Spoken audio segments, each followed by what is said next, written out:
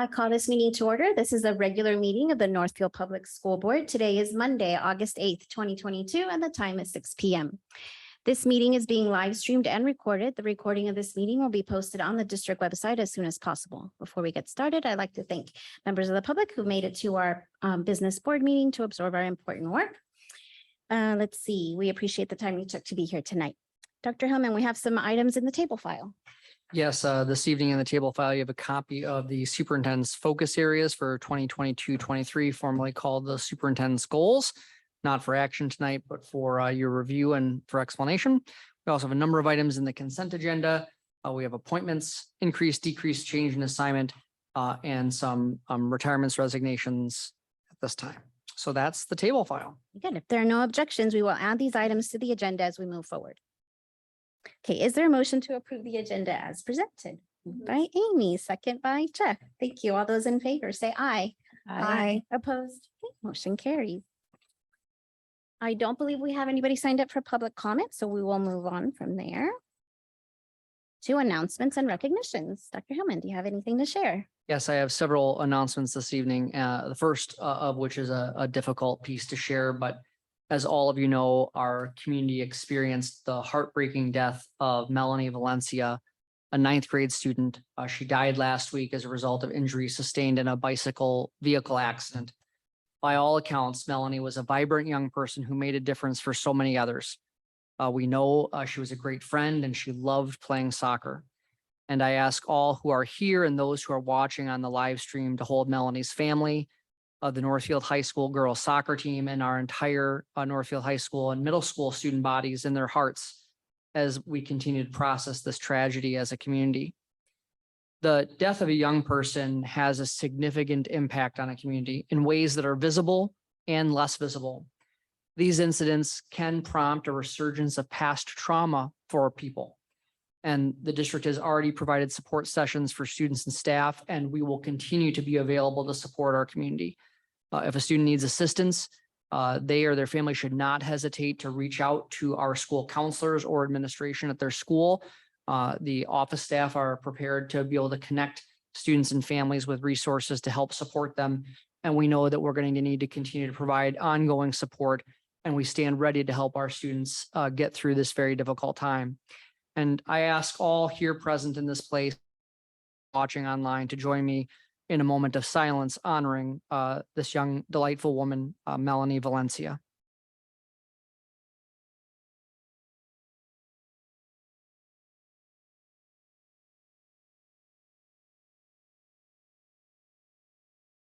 Thank you. I have two other announcements and recognitions. 48 incoming 7th grade students had a successful trip to Eagle Bluff on July 20th through the 22nd. The Eagle Bluff trip dovetails with learning that students participate in at Northfield Middle School. Community Education, who runs this experience, thanks the following district staff and parent chaperones for assisting with the trip. Northfield School District staff include Chris O'Neill, Paula Bargery, and Michael O'Keefe. The volunteer chaperones include Jess Renderos, Travis Posh, Chad Betcher, and Bill Stransky. So we thank everyone for giving those 48 students a wonderful outdoor education experience. And then it is August, and 1 week from today, Northfield High School sports begin. And so families are reminded to register their athlete this week and be sure that they have a current physical online. And the fall parent sports meeting is on Thursday, August 18th at 6 p.m. Those are the announcements we have this evening. Thank you. Any other board members have anything to add in terms of recognitions or announcements? Okay. All right, then we're moving on to items for discussion and reports, and we begin with Director of Education, Erin Bailey. Welcome. You'll present the Community Education Continuous Improvement Plan.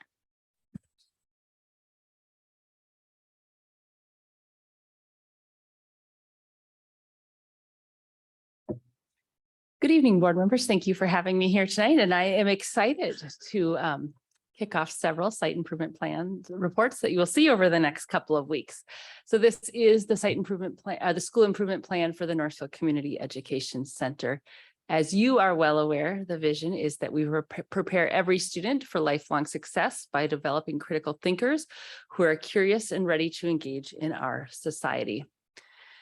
And as you've also seen, the strategic plan commitments. These commitments are what the goals of the Northfield Community Education Center site school improvement plan are based on. So you will see them throughout this upcoming presentation. The Northfield Public Schools Community Education Department and the Northfield Community Education Center to support the learning and participation of adults and children in our community through citizen involvement, access to school and community resources, and promotion of collaboration and partnerships. Community education brings the community together. And we offer programs that develop skills, inspire creativity, and promote living healthfully. So as you will see throughout this presentation tonight, this is the basis for our work and help to guide what we will be doing in this upcoming year. And I need to point out, this is a cover of our fall brochure. Registration opened last Friday, and I hope you received this in Matt's giving me the thumbs up that some of you, or all of you, I hope have received this in your mailbox this weekend. If not, it'll be there in the next day or two. So I want to take a little time to do some of the goal reviews from last school year. So the picture that you see in this is in our last building meeting in the spring, actually early June last year. We did take time as a staff to both reflect on our school improvement plan goals from last year, provide thoughts for this year, and just gather overall feedback in kind of 3 columns of what should we start doing, keep doing, and stop doing. So staff throughout the Northfield Community Education Center had significant input on the goals that you are going to see here tonight. So we did last year establish goals in 3 kind of key areas: students being prepared for kindergarten, creating strong partnerships to serve the Northfield Community Education families and the Northfield community, and then establishing regular rounding conversations to gather staff feedback. So as we look at the key reflections from last year, and I'll highlight the pictures that I added to this as we go through there. One, when leaving the Northfield Community Education Center, children are ready for kindergarten. And of course, some of this data is in the narrative that accompanied this presentation. According to our Minnesota Department of Education approved assessment, 95% of our hand-in-hand preschool students were kindergarten ready. And 100% of our early venture students were kindergarten ready, according to the preschool early literacy indicators, which is called the PELI. That is a nationally normed assessment that is actually used by Reading Corps that also would assess math skills. So very excited about what we are seeing with students as they are exiting our building and heading on to kindergarten. As you can also see in the narrative, that Northfield Community Education Center serves a diverse population. We are serving the most diverse population in preschool of any preschool site throughout the Northfield community. And I don't have all the same data for childcare centers, but I would say ours is also significantly more diverse than other childcare centers in the Northfield community, knowing that there's not a childcare center in the Head Start location anymore. So we continue to serve diverse populations. That's part of our mission, and want to be there to support all families. You can also, as we talk about what children ready for kindergarten, the bottom graph does show how early ventures students did in comparison on the STAR early literacy test in comparison with the general population for this past fall. Partnerships, of course, as all of you know who've been in the Northfield Community Education Center, serve an important role in meeting the needs of students and families. The picture in the upper right is of the food access site at the Northfield Community Education Center. We are happy to have that operating since September 2021. In that time, just over 63,000 pounds of food has been distributed from that site. That is serving 350 families over the course of nearly 2,000 visits. So if you are in our building on a Tuesday or Thursday afternoon and evening, you will have seen just how busy that food access site truly is. The Northfield community also has a need for more childcare slots and more accessible childcare. So I put data in the narrative that just shows how short Rice County as a whole truly is in childcare, which is the data would say, and this is data from the Southern Minnesota Initiative Foundation, that we have approximately the need for 1,000 childcare slots, those that are infant and toddlers, with only having 550 available throughout Rice County. In our own building, we know at this time, Early Ventures does not have another opening for an infant or toddler until next summer. So we can't take another infant or toddler till June of 2023. And then finally, in jumping back to childcare, we also know, as we look at a very low unemployment rate in the state, childcare is also an economic issue as we try to support people who want to be working and are struggling to find safe and healthy places for their children to be in order for them to be in work too. And then rounding conversations have been valuable to gathering feedback from staff. All staff were offered 2 rounding conversations, one in the second quarter and one in the fourth quarter.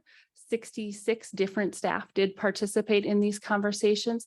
This would be in addition to having a monthly meeting where a small group, so each small group team within the building also has a monthly meeting scheduled regularly. And as you can see that top, after the blocks of time that have been given to rounding conversations, that top upper left graph just is an example of what I then send back out to staff that just shares any overall themes that I have heard from the rounding conversations and the action that we'll take moving forward. So as we look to this upcoming school year, this highlights some of our goals for this upcoming school year, and then all the goals are outlined in the narrative as well. So in hand preschool, we are looking to have 80% of our incoming kindergartners will be ready on according to our Minnesota Department of Education approved assessment. And then in early ventures, again, in your packet, there was the early ventures was the wrong goal in there. So please, it is correct in this slide, but please know that if you're looking at your packet, even though several of us read this, I had read it too many times by then, I guess. So in the spring of 2023, 90% of incoming kindergartners will score proficient in all areas of the PELI, which again is that nationally normed assessment from Reading Corps that would also assess math skills. So again, we would be looking at the same 2 assessment data points that we used this past year in determining our readiness. Then again, in our partnership goals, just wanted to highlight a couple of things in that area too, because we are working very, very closely both with the Community Action Center for the food access location and also HCI and our early childhood navigators work. So we will distribute more than 63,000 pounds of food from that site this year. We are exploring some additional hours at that site this year. One thing we have heard both from families at the NCEC and for the CAC, both families in Faribault and Northfield, that it would be nice to have some morning times for those that are dropping off children at preschool or childcare in the morning or attending an adult basic education class in the morning. So we are going to pilot having some morning option to access the food shelf this year.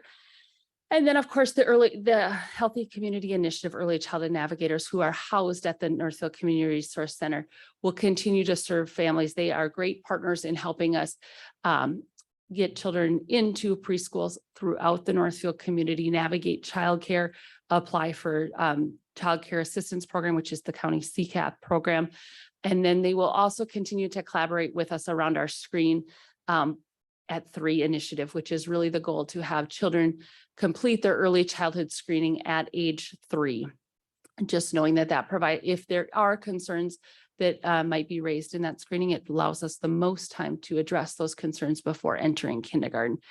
I will say our early childhood screening report is always due by June 30th, and we saw a 5th year increase of our percentage of kids screened at age 3. So we are excited to continue to work with them, to work with the medical community and other childcare and preschool providers to continue having students receive their early childhood screening at age 3.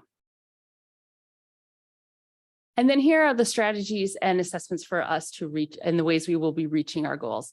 So in the area of preschool, the state does provide a couple of options of assessments you can complete. You are also allowed to create your own and then but it of course has to be approved by the Minnesota Department of Education. That is what we have done in hand preschool, and we have had that same assessment for several years. So in working with Hope and her team, we recognize that those are local norms. So this year we are studying the validity of our assessment with a sample set of kids who would also be assessed using the Peli, so that we can see, are we getting the same scores in our local assessment that again is approved by MDE as what they would be being assessed in with the Peli that is assessed by Reading Corps, because we do have Reading Corps presence in in our full day hand-in-hand preschool and in 2 sections of early ventures. So we're excited to dig into that. I think that where that helps us as a building, as the Northfield Community Education Center, is we are sometimes preparing students that don't actually enroll in kindergarten in this district necessarily. And so some of our data gets lost. And for our own staff, they really want to assess all the have data on all of the kids that we prepared in the Northfield Community Education Center. So this if we can use our assessment that we use in that building versus the STAR assessment, not that we won't want to still see that data, and not that that won't be important data, but our assessment that we do allows us to have the widest view of all the students that we are seeing at the Northfield Community Education Center. Because here's an example. In our current of our early ventures class that is rolling into kindergarten, there are 20 students, but 6 of them this year, which happens to be a very high number, will be enrolling outside Northfield Public Schools. They are children of staff members who live outside the district. They might be going to Prairie Creek or another location. So that would mean we would only be getting data back on 14 of those children on how ready they are for kindergarten. But we still want to prepare all children for kindergarten. So using this assessment does allow us to see the whole breadth of of this children that we are sending off into kindergarten. And then, of course, as I've mentioned, now we will continue to use the Peli in early ventures. That again assesses all of the children while they are spending their time at the Northfield Community Education Center. And so we will use that assessment. It is used in early ventures in the room right before kindergarten, in the room 2 years before kindergarten. So those students will again have that experience. We have filled all of our AmeriCorps positions, or all of our Reading Corps positions for this year. So we know we will have 3 in the building again, which is fantastic. And then, of course, the other strategies are outlined in the site improvement plan narrative. And with that, I would take any questions. Well, thank you, Erin. Board members, any questions or comments?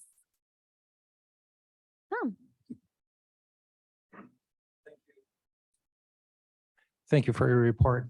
You said there were needed for 1,000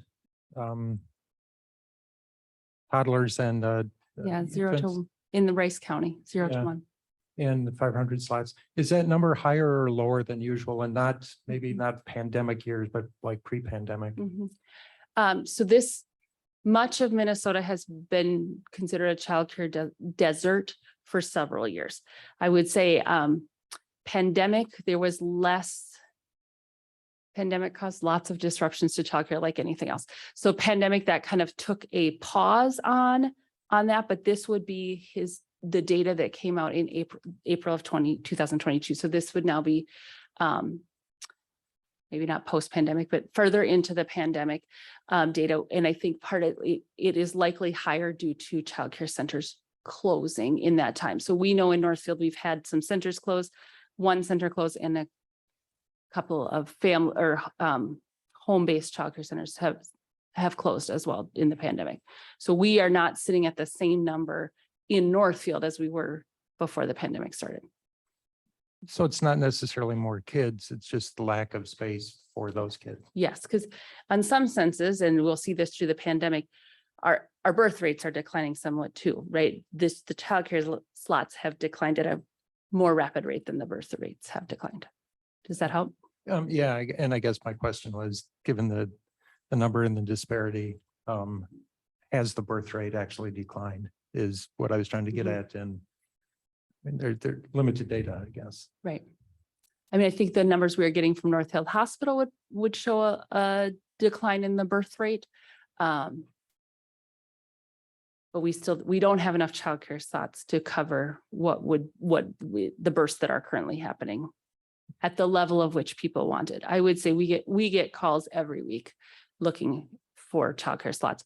At this point right now in early ventures for this fall, we have no full-time slots. we have 2 part-time slots, and that would be just for Tuesday, Thursday care. And that's one in the classroom that is a year before kindergarten and one in the classroom that is 2 years before kindergarten.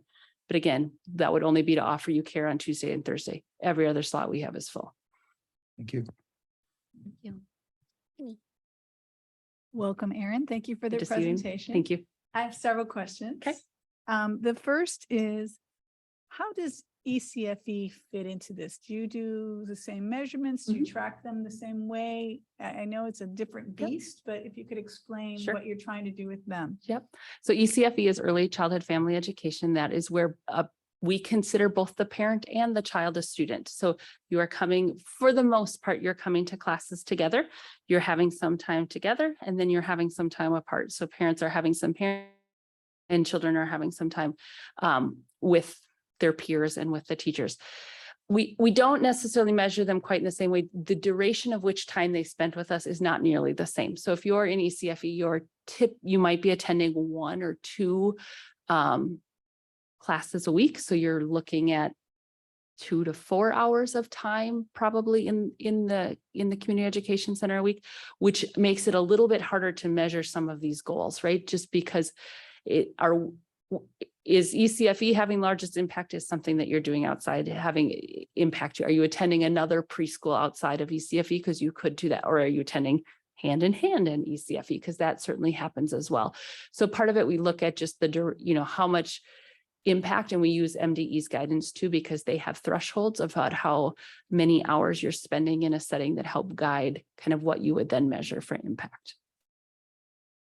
Do you have a curriculum that's geared to get them, I know like Ready for K Yes. was, getting the kids ready for. Absolutely. Absolutely, we do. I mean, it's again, all licensed teachers too that would teach within our early childhood family education program, and they are following classes there are grouped by the age level of the child. And so they have specific curriculum and specific skills, if you want to say, that are being taught in those areas. I would also say a lot of what ECFE focuses on too is based around conscious discipline. It's based around social emotional learning. It's based around preparing children to be in environments such as school. And I know that when we renovated the community ed center, we had extra space. And I hear you talking about how we need more care available. Is there any talk about expanding what we're offering? Sure. Yes, I will also say childcare is not a money-making business, right? Childcare is a hard business in finding the balance of what families can afford to pay and what you need to pay workers to make this all happen. For our if you remember, as we were doing part of the remodel, we didn't fully complete the remodel in the building. So there are some classrooms that haven't been touched yet, and we would have to go back and renovate them in order for early ventures to be in those spaces because of the Department of Human Services licensing standards. So because those haven't been touched yet, we can't expand into those rooms until we would upgrade some of the things that are in those rooms. And for preschool, we have actually expanded since we moved into that building too. So the full day preschool section was an expansion. When we moved into that building, we just had a discussion this morning as we have 166 slots in preschool as of, well, this was last Friday. We had filled 156 of them. So we only had 10 slots heading into the school, which is not, I mean, that is more full than we typically sit at August, but all those slots would only be in afternoon time slots, which sometimes for children of this age is less desirable if they're still napping, of course. So we've kind of had the conversation of where our push points are being. So where are the classes that we are already have the wait list right now, even though we have some opening, but they might be children who nap or it doesn't work with a parent schedule to come in the afternoon. So talking about how could we potentially in the future look at serving where historically are the classes or the time slots that we always have requests for that maybe don't, an option that is open doesn't work for a family. So the answer is maybe in the future. Hopefully in the future. Okay. I have a few more questions, but I, So Aaron, those rooms that you're talking about though, they are being used for Oh, other. I Yes, think the key thing is I don't want Sorry, people yeah. to think, oh, you had these rooms that were not they're not. yes. renovated, but would you just please, because the Mhm. services that are in those rooms are equally important in Correct. many ways. So Yes. if you would just explain. so that Absolutely. People don't think we've got these rooms that are doing nothing. No room is not being used in the childcare. I should just explain that. Every room is being used. We have spaces though that we have, as many of you know, preschool is an integrated preschool program with special education and general education students. So of an integrated class of 18, 6 are special education students and 12 would be general education students. And so in addition to that, we serve all of birth through 3 special education needs throughout the community, many who have been coming into our building. So there are motor rooms that are in this spaces that allow for our OT, our occupational therapists, our physical therapists to be and all of our birth to 3 staff to be working with children who are receiving additional services. They also are used by an entire class too, if they need motor break times and things like that, or if it happens to be a rainy day and they need a little extra time inside too. So they're all being used. That being said, we just have an order where if we were to start adding other things of which rooms we would start to look at how we either service that in a different way, or just where would the priorities areas be of what we would shift if we were to add other might be deemed more typical looking classroom spaces for either hand in hand or early ventures. which is a great segue to, is your new indoor play area set up yet? It is not. The carpeted, there's a lot of contracts and a lot of work happening offsite, but I will invite you all to come see it as soon as it is done. Great. And I had a couple more questions. Sorry, I love what Erin does. So, I like your goals, but I know there's a whole lot more to your job and what community education does. And I'm wondering, do you have another set of goals that maybe are unofficial for your adult basic ed or ECFE or for all the other courses that you offer to the community? That's a great question. You are going to see some of them in some other site improvement plans. So I will say, as you are all aware, we have expanded the community school model to all elementary schools. So you will see some goals in that area appear in the elementary school site improvement plans and potentially in the middle school site improvement plan for the work of the middle school youth center. It seemed, while you're right, the program might be housed in community education. Those buildings are also heavily tied to the work and the outcomes of those sites. So there we've put some program goals in some other areas where it made sense because they're part of that building. And then, yes, we do have goals that I think that became the question when the Northfield Community Education Center became into existence, right? Community education is a department, and then there is a building that supports all of this work too. So we've really changed this to a school improvement plan, but yes, then there is goals for all of the programs that exist under the umbrella of community education. And I have one last idea for you. With your course fall brochure book, and you have all of the different areas on the front, consider putting the page number for each, like whatever, each Each of the listing course there. And areas. after, and then I would love to see one of the listings be letter from the superintendent, because I think He's in there. Yeah. he's in there, and I think we need to get people looking for his letter. So I'd love to see that listed on the front. Just an idea. Thank you for that feedback. Thanks, Erin. Nice. Good. Noel, did you have a question, comment? Thank you for your report. Considering the diversity of the families in the Northfield district, I think it's just a wonderful achievement to be able to have the incoming students, 90% of them ready for kindergarten. I think that's just a fascinating achievement, and thank you. Thank you. Absolutely. Question, comment? Oh, I was getting clear throat. I guess it's maybe a moot question about expanding, because you explained that there aren't any rooms. But given the importance of childcare, and we learned that through the pandemic, are there any extra funds or grants or anything that have become available now as they've looked at this over the last 2 years? So just to put it in perspective, we being Northfield Public Schools are the second largest childcare to kindergarten entrance in Northfield. So we are holding a significant amount of children in the district too. And it's a good feeder program for the district as well. So in what we've learned in the pandemic, right, is the vital importance of childcare. So we have been receiving federal funds since shortly after, Val might know the exact month we started receiving federal funds, but since shortly after the pandemic began, we have been receiving federal funds for all of our childcare sites. So that would be both early ventures in the community education center and our school age care sites, those being kid ventures at all 3 elementaries. And that is because I think it was heard loud and clear. If you want childcare sites to stay open, there's got to be the funds to support that.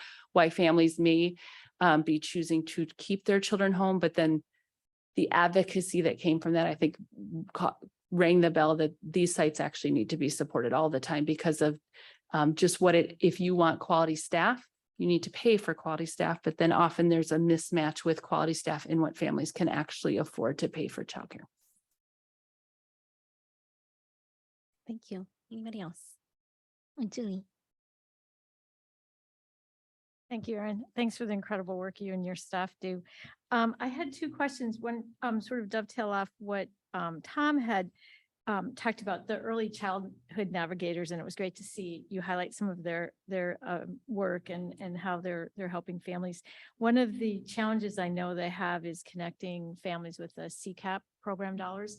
I know at one point there was a lot of dollars left on the table. Do you know if that's gotten better? And is Rice County continuing? The money comes from the county. Are they continuing to support that program with funds? Those are great questions. So as part of a task force that our department and the navigators were heavily involved in was to kind of put some highlight to the fact that the county does receive these federal funds that are to be pushed out to help with access to childcare. And we were underspending on them as the county. So through that work, HCI through some grants has hired a CCAP navigator is her title, and which is phenomenal. So she is people through the whole entire process. So the paperwork is quite lengthy. The letters you receive on a regular basis are quite lengthy. Knowing what to do with your renewal it's all just a pretty arduous process. So she is there to walk hand in hand with families who need to access CCAP anywhere from birth through school age. So that has been fantastic and has increased the amount that is being utilized of the county CCAP fund. So that is really huge as well, because that directly benefits both families, but it also benefits the providers, right? And there are, due to the child care block grant, there are some larger stipulations for providers that are going to accept CCAP dollars, and what are the regulations and things that they need to meet to accept those dollars, which cause some people to choose that that's not a feasible option for them anymore. And so those that are accepting them, we need those in Northfield, and we need them to stay in the business and stay accepting them. And so this the CCAP navigators work has really helped families and helped utilize those dollars from the county. Excellent, thank you. And then I had one question about the NCEC food shelf. So I know the Community Action Center has some real concern around some supply that they're getting, some challenges with their food supply at the federal level. Have they indicated to you any sort of concern or issues they have with being able to support the food shelf at the NCEC? Not directly. I mean, I've had a few emails that have indicated that they have some concerns coming out of Channel 1 and other food banks that are being able to source the food that they used to source, or the cost of which those food that have been sourced, but I have not had a specific conversation about them with direct concerns. Excellent. Thanks, Erin. Great questions. Yes, Jeff. Thanks for your report. Just a quick question on community ed classes, maybe more specifically for adults. What do you find that your most popular classes are, and then where would you like to see, or what are you seeing as trends that you would like to try to offer? Good question. In an exciting way, Northfield probably somewhat bucks the trend in adult education classes. That would be one area I would say that the pandemic was really hard on too, but many communities have just seen declining enrollment in adult enrichment classes over the years, which we've actually seen an uptick in the last couple of years in adult enrichment classes, which has been really exciting. We've had a great group of people that have navigated through all 4 levels of Spanish lessons with this. So they are They have started at Spanish 1. They are enrolling in Spanish 4. Or they were on Friday, heavily enrolling in Spanish 4. And so that language classes have been popular. We've run some dog training classes, which have been really popular as well. I think one thing that the pandemic has taught us is we offer a lot of adult enrichment now in multiple formats. So it might be, we have virtual offerings, we have in-person offerings, we have classes that are offered simultaneously, because I think that is what people need, right? And then if they can't get into the building to attend a class, they still might be willing and able to attend it online. Fantastic. Anyone else? Okay, thank you, Erin. you. Fantastic report.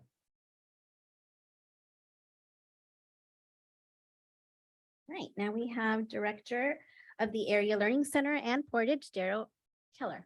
Welcome. Hello. Out there. Hello, everybody. All right, yes, I am the director of the ALC and Portage. So I have it split into two different reports. So I'll go alphabetical order and start with the ALC first. So I'm running this ship. Is that how this is right here? All right. Vision, the strategic plan, I assume Aaron went through all those already. So I'll go to the next one. So the purpose, just a couple continuous improvement flywheel type things for the ALC. So the two bullets that I put there are remains committed to positive relationships with students and families. And also we continue to strive to build that welcoming, safe, respectful environment for anyone that comes into the doors.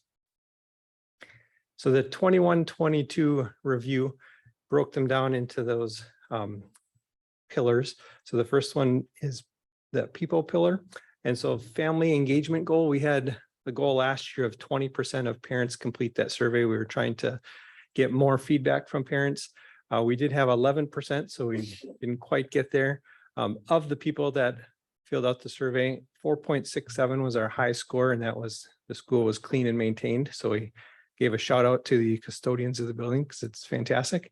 And also we told students that number as well, just for that ownership of the building, keeping it clean themselves. So that was pretty cool. Little shout out to a lot of people.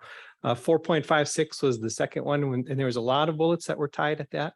And so you can just read through those. Everything from the first one is great, family treated with respect, which is exactly what we're going for. Safe environment, which is also what we're going for. Child recognized for good work. Staff demonstrate genuine concern. And then I am approachable from what I've been told. But all right. 21-22 goals review. So this one last year, I got some feedback on my charts were very busy. So I cut down and went with averages. And so it's not quite as detailed as it has been, but basically I just put these, and I know they're a little small to see the specific numbers. I don't know if it's all that important really, but just the trends. So the top chart there is our average attendance rate. So you can see that's gradual slopes, kind of like more hills than mountains. And the bottom is average credits earned, and that is very much roller coastery, just kind of up and down with throughout the years. And so there are some reasons for that, which I'll get into, but the couple main things that I want to just highlight is you can kind of see the first 2/3 of the top chart there with attendance as we were kind of plateaued, and then we had a nice little trending upwards trajectory, which was great. And then the last two, the pandemic. And so now we're poised to rebound from that kind of where we started a few years ago and get that upward trend happening again. And the overall credit completion rate, that also is, there was a trend there with 1 year dip down that was trending in the right direction. And then we took a pretty massive hit with pandemic related things that 1 year. And then we rebounded really nicely this last school year that we just finished. So that was very pleasing to see how we rebounded with credits completed so nicely.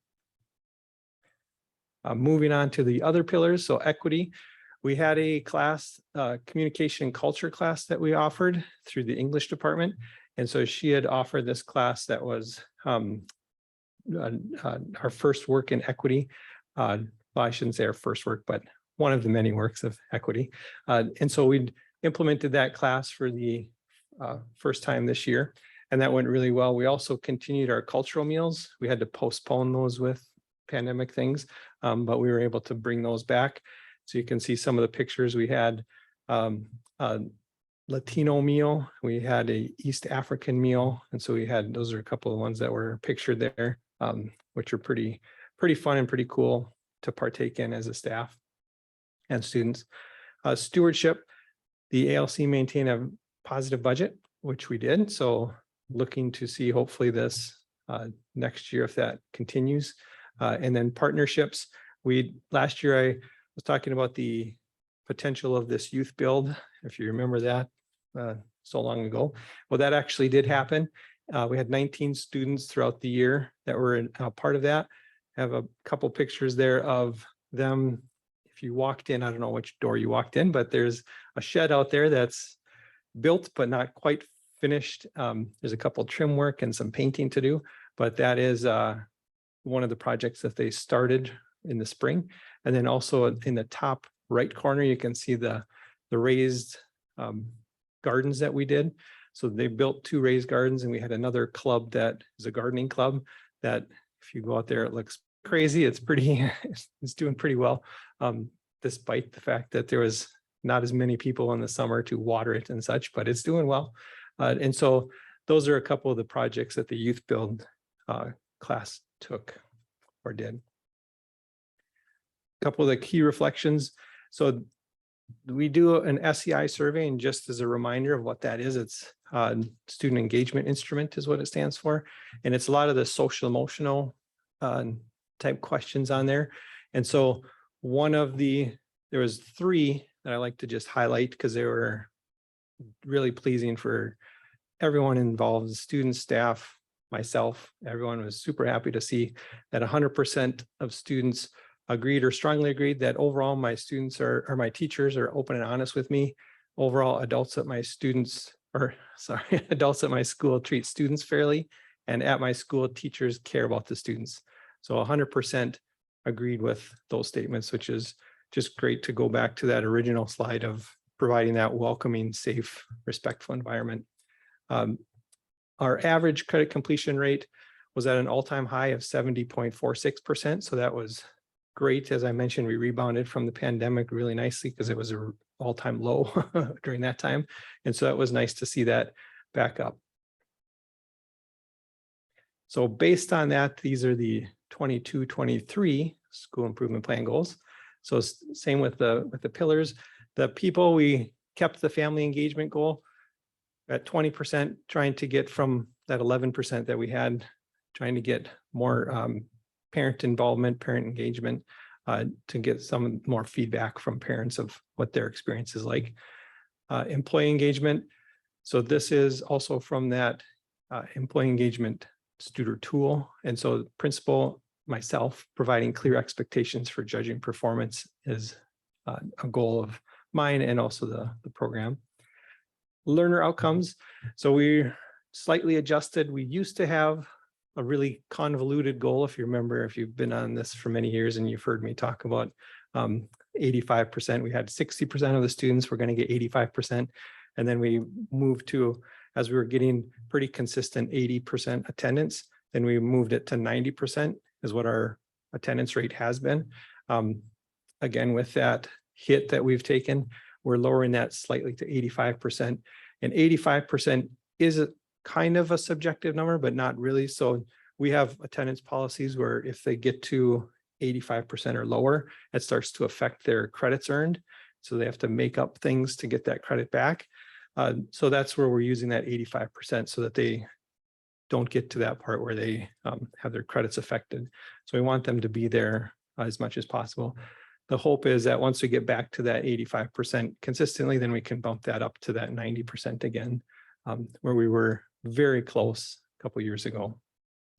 ALC overall credit completion rate of 75% is where we're going to go with that, since we had a all-time high of 70%, trying to push that further a little bit. The equity we have, so as I mentioned, we started with the English department now. And when I say department, it's one person, so it's not a huge meeting, but we started with the English department, and now we're talked with the social studies department of expanding that cultural communications class and just going through some of the concepts of appreciating other cultures throughout the world. And so that's our current plan, is to expand that into other classes too. We'll continue to offer cultural meals. It's just a fantastic anecdote. So our East African meal was one of our last ones of the year. And so we had our meal, we had all kinds of different dishes that were from different parts of East Africa. And after we were done, excuse me, we normally just kind of sit around. We bring tables into the hallway and just kind of eat as one big buffet style kind of extravaganza. And so we were just all sitting there and just eating. And we were supposed to be done at a certain time, but I was looking around the hallway and everyone was just enjoying fellowship with each other around this meal. And so I just let it go. And so we kept going for quite a while, which is exactly what the purpose of it is. And so just a really cool thing to see through staff and students, just was super cool. Communication. So increasing information to families on the events happening at the LC. So that's one area that we've reflected on, and we need to improve our communication of what's going on, like these cultural meals and all kinds of things that are happening at the LC. So we're going to increase that. Stewardship, going to keep trying to get that positive budget, because that's a financial responsibility. So we're going to keep going with the positive budget goal.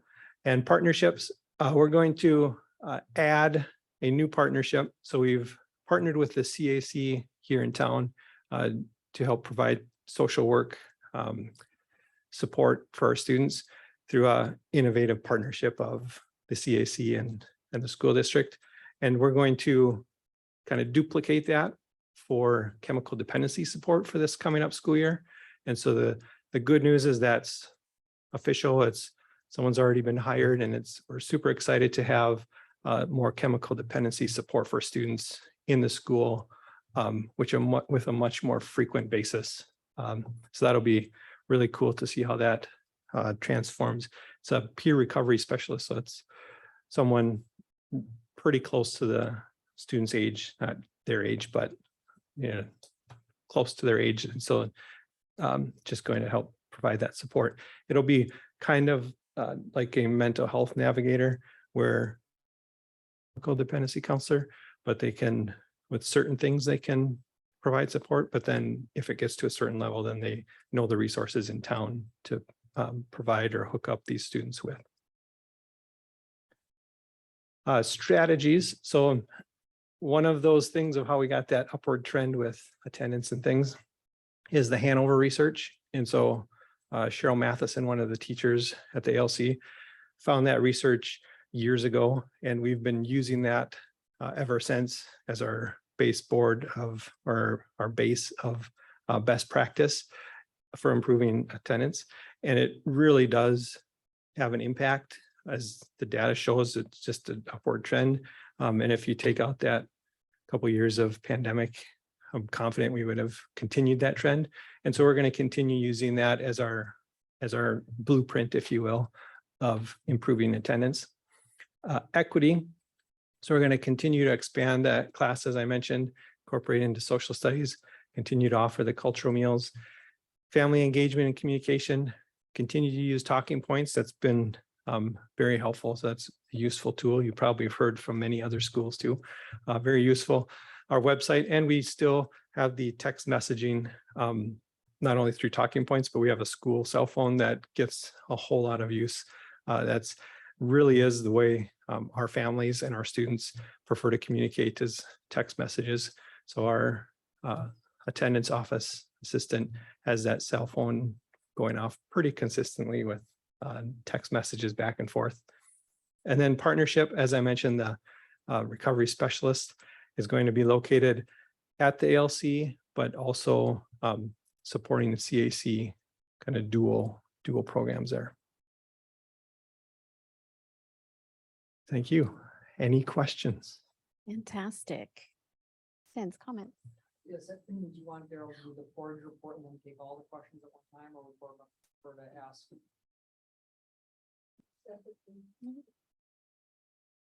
Comments, All right. questions? Amy?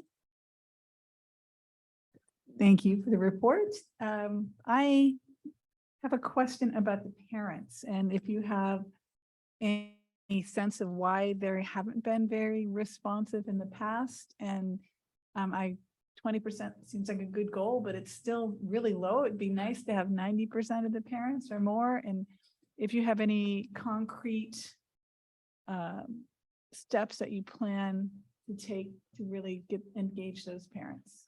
Yeah, so we have taken one step with our cultural meals, actually. So we had a number of parents that provided some dish or some recipe that the students then made for the meal.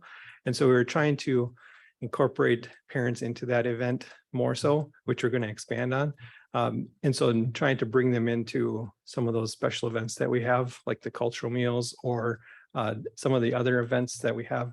So we have a unique schedule that we're going to continue. We started last year and it was successful. So we're going to repeat it again. And so every Wednesday we have experiential learning day. And so we have the late start like everyone else. And then instead of having 6 classes like we normally do, we only have 4 in their experiential learning. So it's things like youth build. We've had flower arrangements. We've had the students go over to Bridgewater and read to the kindergartners. We have all kinds of different experiential learning type opportunities for the students. And so we're going to try and incorporate some of those reach out to parents by having them possibly come in and either partake in the club or lead a club, that kind of thing. We had a knitting club with a couple of former retired Northfield teachers that taught some students how to knit and crochet. And so it's just trying to expand the horizons of the students and then bringing in parents. It always has been just a struggle for our families. And I don't know, I don't have like the answer of why that is.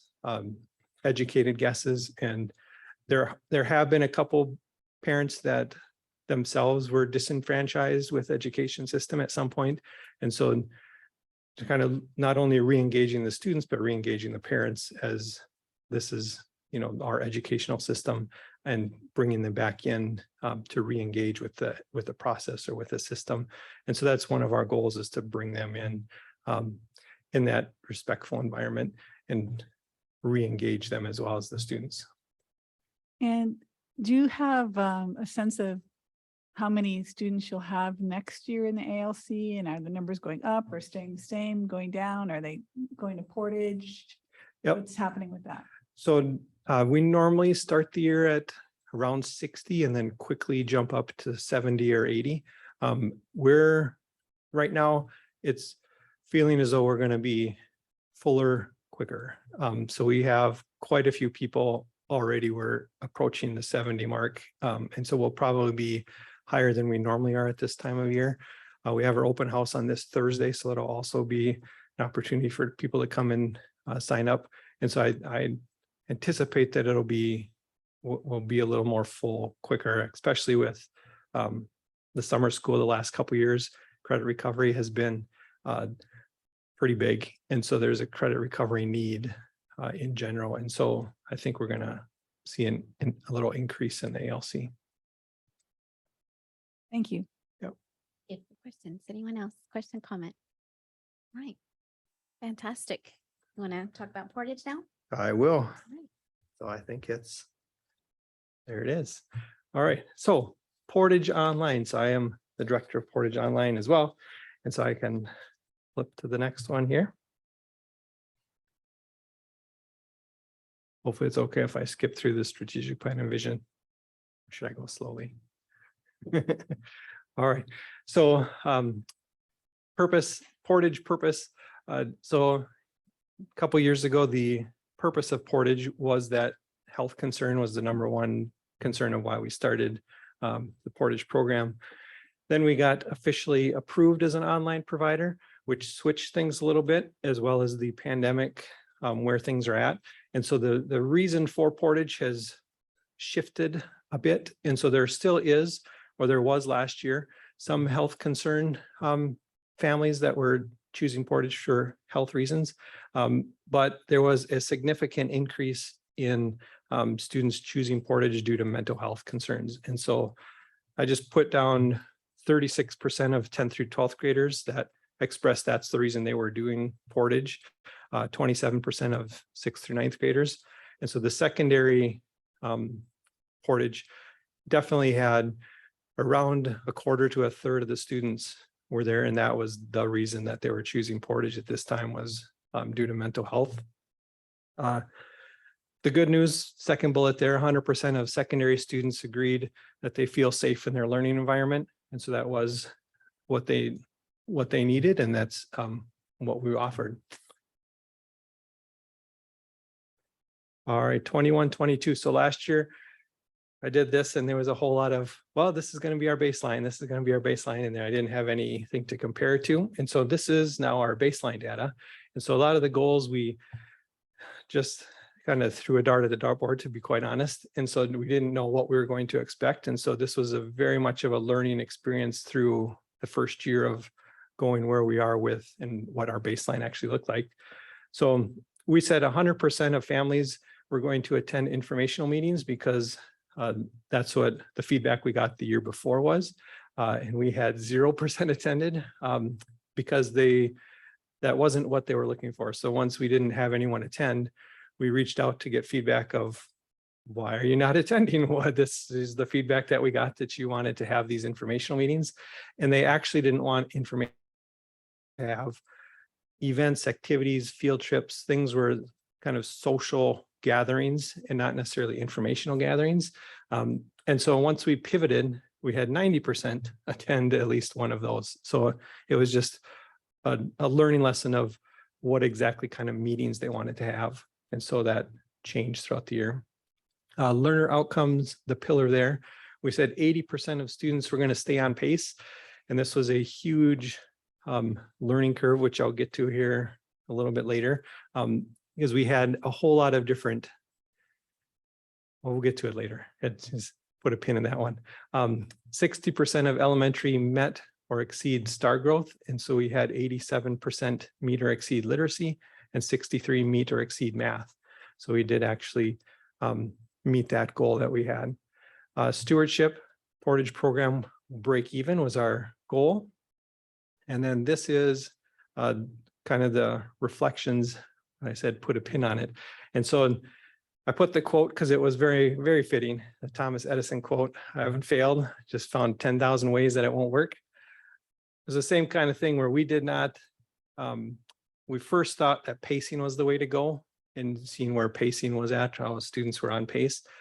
Quickly found out that the measures we were using weren't accurate. And so then we switched to finding out that pacing wasn't accurate. And so we landed on, by the end of the year, I kept track of all this data just to have it, even though it really isn't accurate, as we found out all the kind of loopholes or all the holes in our pacing strategy.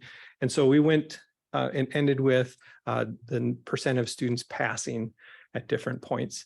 And so I took snapshots throughout the year where I just looked at all the students, took a snapshot, which is also a little tricky because they can continually work. And so whenever I took that snapshot, they may have worked, that evening. And so my snapshot was immediately inaccurate. But it was a snapshot in time, literally. And so that's what we did throughout the, took shots and then see where to see where the pacing's at, and eventually to see where the passing levels are at.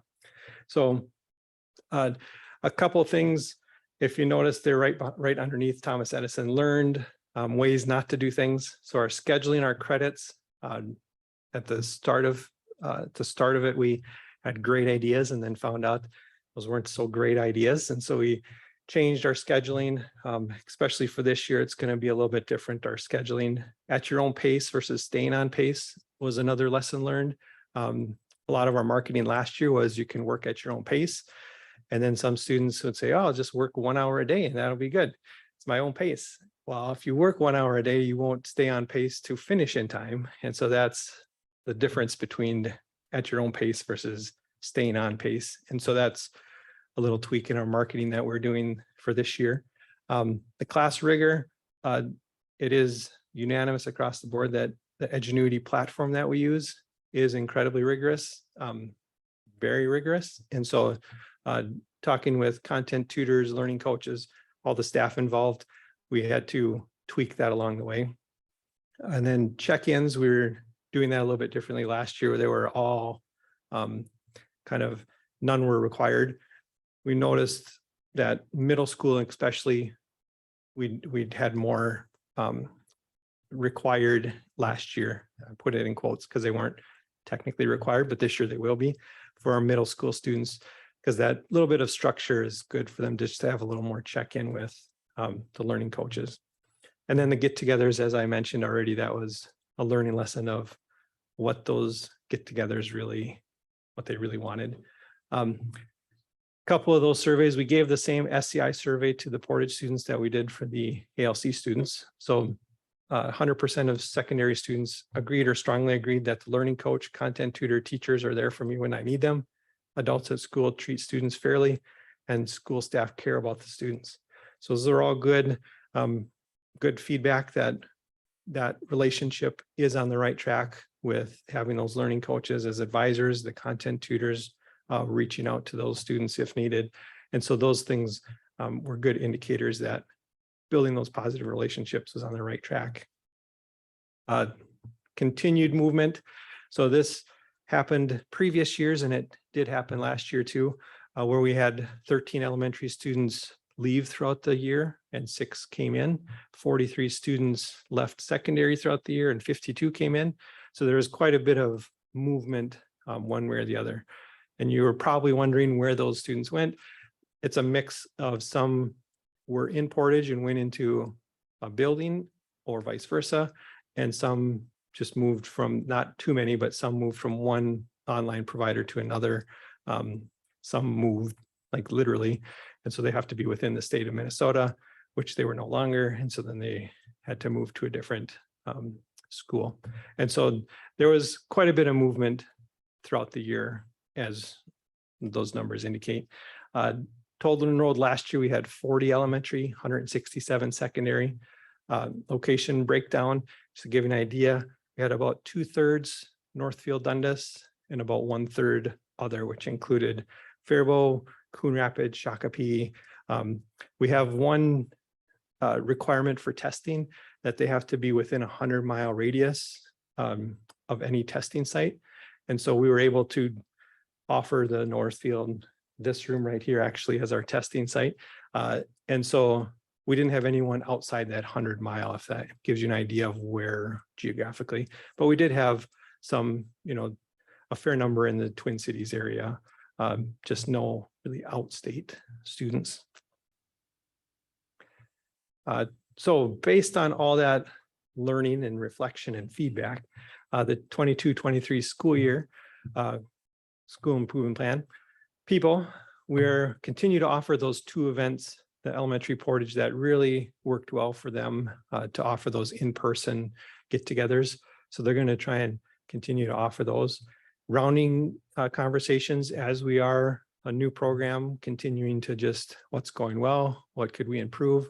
There was a whole lot of that, many more than just one of those, what's going well, what can we improve. And so we're going to continue working on that to just strengthen the program, make it more efficient, effective, all that. Learner outcomes. So we're going to go with 70% of students will maintain a passing grade throughout the 22-23 school year. Again, this is going to be our first time at this measurement, and we're hoping, based on what we learned last year, that this is going to be a little more accurate of where people are at. And then 60% of Portage students will meet or exceed their fall to spring star growth for the 22-23 school year. For equity, Portage staff will address 100% of any racial behavior comments that will arise. We fortunately did not have any, so we'll hope that continues this year. Stewardship, continue to maintain a positive budget, and partnerships. We're working with the middle school administration to offer foreign languages to students if interested. So that's new this year that we didn't have last year. For strategies, we will continue to provide frequent communication for the people. For secondary staff, implement strategies such as Zoom and check-ins. As I mentioned, trying to get a little bit more structure to the check-ins for some of those students that need that structure. And then we've developed our truancy procedure more than it was last year. There's a whole lot of new policies, procedures, systems that need to be in place when you create a new school. And so we're going to continue developing those throughout the school year. Equity, welcoming environment to all those involved, and partnership, develop a process itself. And so we have the concept. I've already talked with Mr. Jeleno and Mr. O'Keefe about the process, the procedure of how those middle school students could access those classes. And that is the presentation for Portage. Daryl, Questions? that was great. Yeah. Any questions or comments? Corey? Thanks, Daryl. Just a couple questions for you. So with respect to the 67 students who came here from other districts, I think you mentioned Faribault, Coon Rapids, Shakopee. Is it fair to say that the vast majority, if not all of them, probably would not have become district students if not for Portage? Correct. Okay. Yeah, that's educated guess. I don't know for sure, but Maybe that would be Faribault, the but assumption. probably not Coon Right. Rapids. They're not driving down to go to the high school probably. Correct. And then a goal for this past school year was the stewardship goal of breaking even. Where did we end up on that? So that is a tricky question. And so it depends on, I may turn this over to Val, it depends on how you look at it. If you look at the new people coming into the district as new money, or preventing people from leaving the district as saved money. So there's many perspectives on how you look at it. I'll let Val. You did a great job. We haven't not, as a district, come to a formal, how do we want to calculate it? So depending on which way you calculate it, one way was positive and one way was not breaking even. I think we will have to take our time and decide what, how we want to calculate it as a district, because I'm sure the state won't provide us with the way to do it, but it's, there's a lot of moving pieces that make it difficult to nail down that calculation. But if you take all the students, all the expenditures, it broke even. So is that something that will be discussed in the months to come, or something that you'll figure out later, or just make a judgment call? Because as we discuss probably later this winter about the program's future, Yeah. you have a thumbs up, thumbs down on whether it broke even or not. Yeah, we will, as we get through the audit, we'll look through kind of how we formally want to book the revenue and account for everything. And we'll come up with a recommendation and present that. If I just want to add one piece, I just want to emphasize that one of the things that we struggle with is for the Northfield students who make up about 2/3 of the enrollment. The question is, if there was not a Portage program, would those students have stayed in our school district and chosen to come to a building, or would they have chosen another online program? Now, as we continue to evolve, certainly not technically out of a pandemic, but getting closer to being out of the pandemic, and people are more comfortable from that health perspective, we will see where some of those people land, right? Do they land back in our buildings? Or if we did not offer the program, would they choose something else? So I think that that is really the conundrum that we have in reporting it, is what we can't know what those people would have chosen, you know, our own students, had we not had the program itself. And I can just add a quick anecdotal. There's no data to back this up, but it's from being in the online world for a year. I tried to immerse myself in as many online committees or groups, chat groups, whatever, just to kind of soak myself into the knowledge of this new world. There is a tremendous amount of movement in the online world. So students, like with Northfield District, there's more loyalty from Northfield. If you live here, especially, like, I'm not going to go to the next district, I'm going to stay here. With online, that there's not that loyalty to a certain school or certain district. So they'll be in one, they'll go to another. And so there's a lot more movement in that online world, if you will. And so like the point of would they go back to the building or would they go to another online program? It's very hard to say because there's a lot of movement. And like I said, not really loyalty, like, well, I was in Northfield online, so I'm gonna stay in Northfield. They could or they could not. It's, it's kind of all over. They become digital nomads. Yep. Once they're comfortable with the system. Yep. You talked about the pacing messaging and how that's being tweaked for marketing this year. I know one discussion we had, particularly for the elementary level, is really ramping up and focusing on marketing this year to help capture a greater enrollment. Either you or Matt can maybe talk about efforts being made right now to capture more students. So Daryl, feel free to chime in here too. We've been working with Newger Communications. We do have some social media posts that have happened to try to reach beyond our borders. We are learning the intricacies of potentially using targeted social media areas. We are still working through that. We had a change in our provider, in our main contact at Newger Communications that we've been navigating. So we've made some progress. We don't have the same amount of progress I would hope at this point, for a variety of different reasons. I do think something that's really interesting in this online world too, that you're seeing, is that there are haves and have-nots.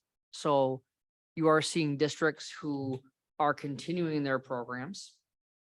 And then you're seeing several districts who are dropping their programs. So for example, both Albert Lee and Winona have entered into partnerships with other districts to become their main online learning provider. So this is an avenue that we had not considered. We had been considering traditional open enrollment, but there's a model now with 2 school districts in the state where they are offering to other school districts that they would become their official online partner. The school where the students are enrolling from keeps a portion of their revenue, so they don't lose all of the revenue. And then the host district gets some of that revenue. So we are still what I'm calling the toddler stages of this development. And so we're working on it. We do have a strong name recognition. It is interesting, and especially as the summer goes on, to see where these online students land. As Daryl said, this does not follow the typical enrollment pattern. So we were just discussing numbers, say a couple of weeks ago, and we were probably about what we had been at last year at this time. The question is, we then clearly saw something in August of last year that changed some people's minds about where they wanted to have their educational experience. So we're working through the marketing, learning how to do that, because that is not something that we have a tremendous amount of experience with. But we continue to work on it. And I think that the credibility that the program has is something that is spreading by word of mouth. But Daryl, do you want to share anything further? We No, updated the website. Yep. Yeah, I think you got all the main points of marketing strategy for this year, of trying to update the website so it is, something that when families go to it, it looks like, a professional website of, we know what we're doing kind of thing.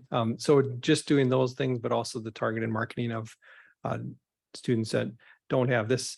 It is a new thing that I just in the spring of this last year, where the districts that are dropping their online program are doing this partnership type model, which is new. And I'm guessing that's going to grow, like more districts are going to do that too.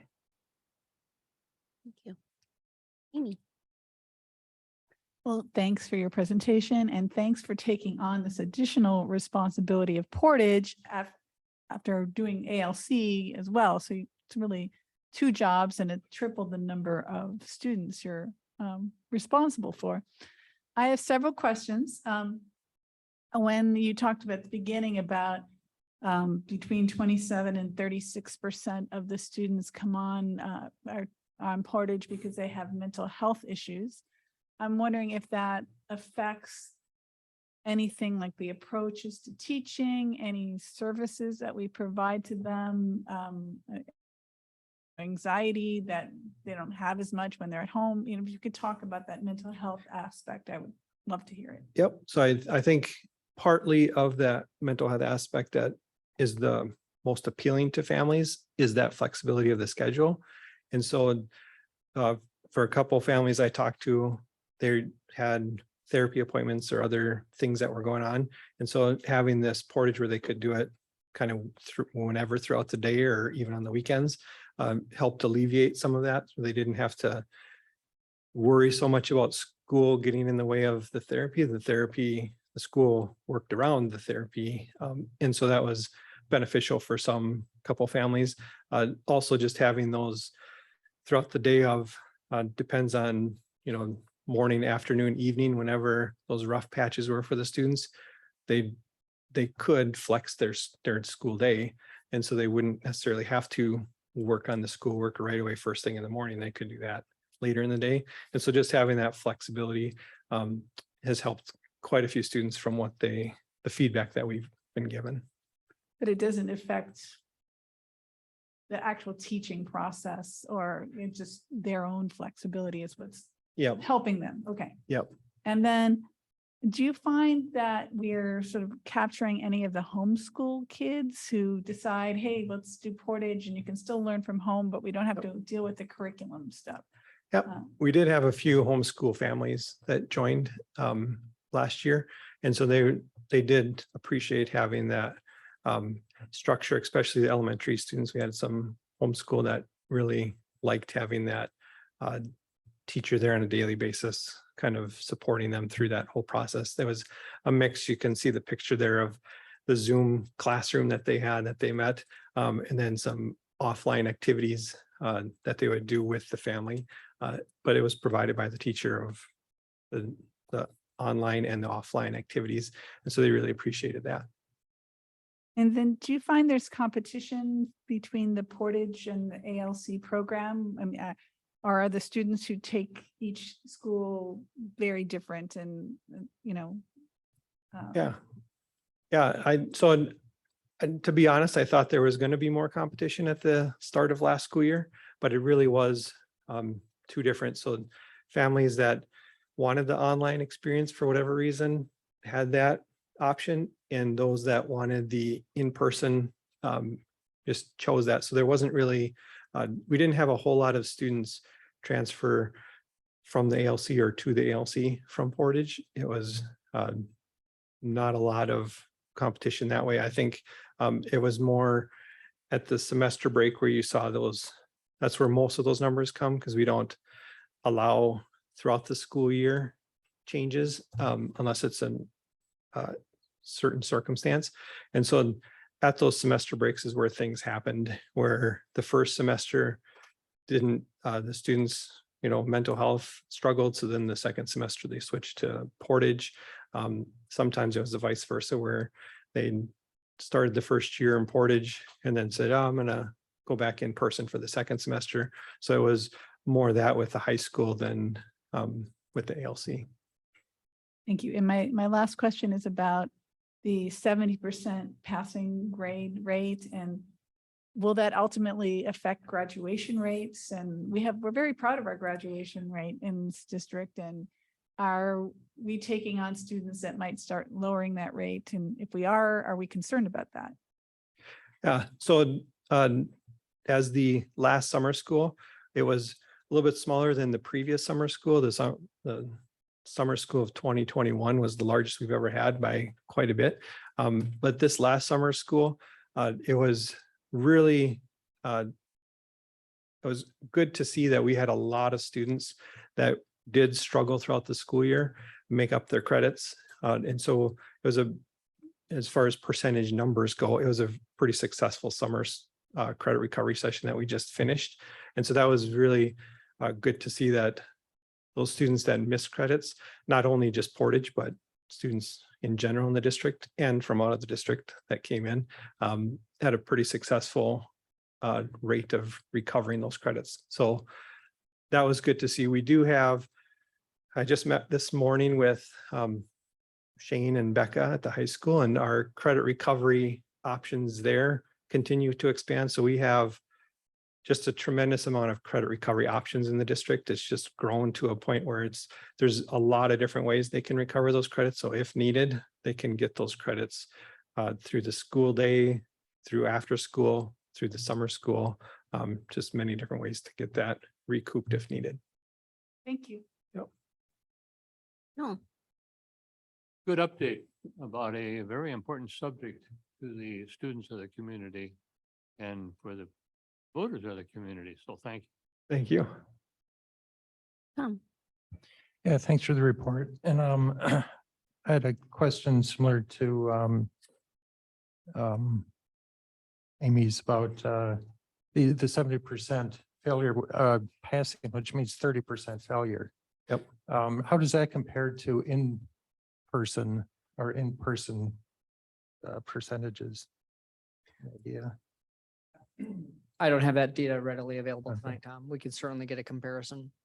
And how soon are they identified that they're struggling? And then what do you do to keep them on pace with what they should be? Yep, so we have, it's pretty immediate because we have the two learning coaches that is their full-time job, is to make sure that if students start to struggle, they're connecting with students, connecting with families. And so we have very similar, the MTSS process of tier 1, tier 2, tier 3 that the district has. And so our learning coaches ramp up that support when needed. So if there's a student that's struggling, they're going to reach out to the student multiple times. They'll reach out to the family and develop a plan of, hey, what's going on here? How can we help? And put those things in place, whether if that's more Zoom meetings, or we had some offerings of in person. If you want to come in and get some tutoring, you can do that. So we tried to give many different options for supporting those students that were struggling. And you'd mentioned that the ingenuity is actually pretty rigorous. Is it too rigorous to do over Zoom or over, online versus in person? Yep. So we had a group of licensed teachers that went through it this summer, just to comb through that and make it a little more comparable to the school year, because it was incredibly rigorous. I think one of the fears of just online learning in general is when it first came out, there was the misnomer that it was the easy thing to do, of just take online and it was a piece of cake. And so the pendulum swung the other way to make it incredibly rigorous so that it didn't get that reputation of being super easy. And so there was some classes that definitely, through teachers and students and parents, that were college level courses of things that they were covering in the college that one parent was taking. And so some of those things are, very rigorous, that they swung that pendulum. So we had our teachers, our licensed teachers, go through it and make it a little more comparable to the district as a whole. Excellent. Thank you. Yep. Just want to point out, that's customizable. That's, I think, one of the differences with the advance in the online curriculum management systems. There is the ability to turn on and turn off. So if there is a student who is prepared for more rigorous work, the learning coach can go in and do that. And I do want to just take a moment to point out that these portage programs are, in terms of the approach that we're using, the learning coach content tutor model, content specialist model is, I think, the best practice. You've got people who are dedicated to making sure that students are progressing, intervening quickly, and applying a lot of knowledge that had been learned last year. And then when they need specific content support, those tutors are available for them. And if you saw the data, 100% of those secondary kids said they had access. That's what you want. So right now, we are really seeing a variety of different kinds of competing approaches to how you integrate online education. And I think that we have one of the better approaches, in my humble but deadly accurate opinion, because of the fact that we have this combination of people who are supporting you as the learner in terms of are you getting your stuff done? Or do you need help? Do you need SEL assistance, things like that? And then people who are licensed teachers in those areas who are able to give the very specific assistance. So I really commend Daryl for the program that he's continuing, but we are in the infancy or toddler stage of this yet. And so patience is still what is needed. Anyone else? All right. Thank you, Daryl. Terrific. Thank you. And just to give a one last shout out. So the learning coaches that we do have, to Matt's point, not only is the structure best practice, very sound, but the people are absolutely fantastic. So shout With out to those. experience. Yeah. We got people that come who had experience in teaching in previous online environments. So we've gotten to learn from that as well. Yep. Excellent. Thank you. They make just two comments. So I just want to highlight for board members that we are starting one of my favorite periods of the year tonight with our school improvement plans, our continuous improvement plans, as you've seen that we've called them. And I want to point out a couple of items about the consistency that you saw between these two reports and what you'll see with the next several reports as well. So in Daryl's presentation, he talked about something called the flywheel. And that's a little bit of inside baseball terminology that we use about when we got things going in the right direction. And in our organizational planning work with student education, we aspire to have the flywheel turning. We talk about it, amongst our administrative team regularly, that when you have clear vision and clear outcomes, and so you saw both the presentations tonight organize their continuous improvement plan around the strategic plan 6 commitment areas, right? So we have that consistency and people looking to support those things that you have adopted as the direction for the district. The strategies, the goals, the outcomes, all aligned with that. And when Daryl talks about the flywheel, we're saying we want that flywheel rolling so that we have the vision, we have the systems, and we have the structures in place to be able to achieve the outcomes that you have asked us to achieve. So I hope that you saw that in the presentations tonight, that we are completely aligned with what sometimes we call them pillars in our strategic plan, we call them strategic commitments. Then you heard from a couple of people about a process called rounding. And that is really important to our employee achievement goal or employee engagement goals. And what rounding is 2 times a year, we are continuing to integrate this practice where administrators offer each employee an opportunity to sit down and have a 15-minute conference with them. There's a set of specific questions that we ask. What's going well for you? What are areas that you could see the organization needing to improve? Do you have all the resources and things that you need to do your job well? We ask people specifically, are there other people in the organization who have been especially helpful to you that we could recognize on your behalf? This is not giving people a trinket for their work as employees. This is giving authentic shout outs, is what we call them, to people about what work did you do had a positive impact on others. This all goes to that employee culture, which is really important because it is not myself or Daryl or Aaron who do the day-to-day work. We are trying to set the conditions so that people are empowered to be able to do this important work and feel valued in doing it. And so employee rounding is a very important strategy that you're going to hear throughout these parts, because we also know employee retention is a big deal, right? And having an organization where people want to work is very important, especially in an economy where we have a 1.8% unemployment rate in Minnesota, the lowest of any state ever recorded. And so these kinds of strategies are important. So I just wanted to wrap it up in the fact that you're going to see some similarities. And I want you to see how that strategic plan that you adopted is taking place every day with this focus on the continuous improvement plan. So Aaron and Daryl are some of our all-stars in modeling how continuous improvement ought to be. And I just commend their presentations tonight. Okay, we're on to item C, Northfield High School Facility Planning Update. Dr. Hillman and Director Merster. Yes, I'm going to give a very brief update on this item tonight because we obviously have had a lot of discussion about it. And just to remind people, we did have a special board meeting 1 week ago where the board did reach consensus on what we called quote unquote pumping the brakes on any kind of movement forward with the high school bond project for at least for this November. The board, obviously, you talked about making sure that we keep the planning moving forward. So there are 3 things I want to briefly give you updates on. The first of which is the voter survey that we had discussed and that you had come to consensus was a good idea to move forward with. So we've been in touch with Peter Leatherman from Morris Leatherman, Don Lifto, who is a longtime survey administrator, previously worked with Baker Tilly, who has now joined the Morris Leatherman firm. We're going to be contacting him when he returns from vacation later this week.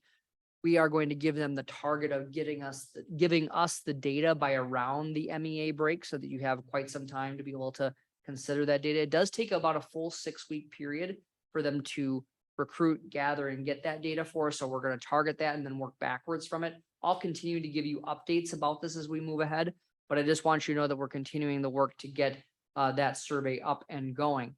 I also wanted to share with you, we've also had conversations with a local business champion who is going to help coordinate bringing potential business partners together we are going to see about having private investment in the athletics portion of the potential facility plan. So that conversation has already happened. We are working to put together some meetings with this local business champion and some other folks from Wold, et cetera, to continue to drive that forward along with the city as well. Really just looking at what role can we play as a convener. I'm not going to predict what the outcome will be, who will be own what, who will pay for what. But the first step is making sure that we bring both of those governmental agencies, the school district and the city, as well as the business community who have an interest in seeing some kind of improved athletic facilities to be part of that question. So the other part that I just want to share with you in the packet is I did bring back to you the election timeline options, just so that you are aware. So if we take a look at the potential of a February 14th, 2020, that's got to be a great date for us, right? I mean, you gotta love having an election day on Valentine's Day. So as you look at, the key part would be that we'd be looking at needing to have the board vote to be able to adopt that form of resolution on or before December 2nd. So we'll talk a little bit about the capital projects levy. Obviously, we're going to be talking about this well before you would take any formal vote, if the February timeline is the one that you would prefer. But I want to make sure you have these in front of you as we continue to do this work so that you are able to keep that in mind as we continue to chart the pathway forward for the improvements to the facility at Northfield High School. So again, a very brief update, just capturing that we did decide to pump the brakes on any bond election question for November. We are going to propose a capital projects levy question that we will talk with you later in the agenda about. We are on track with the voter survey. And we are on track with putting together this collaboration of public and private partners to discuss what kind of private investment might we also get, in addition to a substantial investment from the city, as well as we move ahead looking at this athletic component of the high school facility. Brief questions if people have those.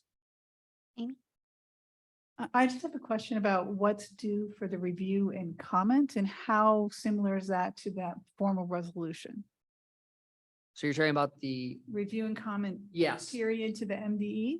correct. So we will be working, the good news is there's a number of components of both Pathway 1 and Pathway 2 that have some similarities. And we're working with Wold to be able to develop a review and comment that would support both pathways.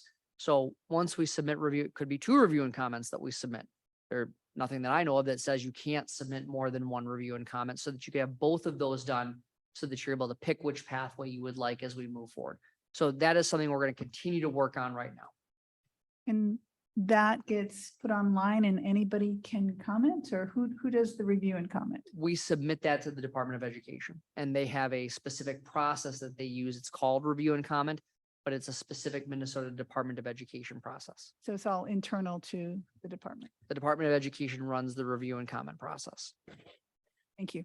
Al's going to weigh in. I do think that there's a requirement to publish the Yes. review in the and paper. comment in the paper. I believe we've put it on our website before, and then we do have to formally present if it was a positive review and comment, if MDE agreed with our request. So there is a few extra steps. Yeah, I think the key thing is essentially with review and comment, you either get I forget the term, a positive review and comment, which allows you to move forward. They can provide a negative review and comment. Again, I forget the technical term.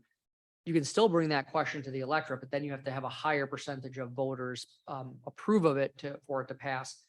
So what I want to point out is that publishing the review and comment 20 days before the election. So even on a February 14th one, that would not need to be published until January 25th. All right, Noel? When do the tax statements come out? Tell me more, Noel. You're talking about the tax, are you talking about the potential tax impact? Property tax. The potential impact of the bond?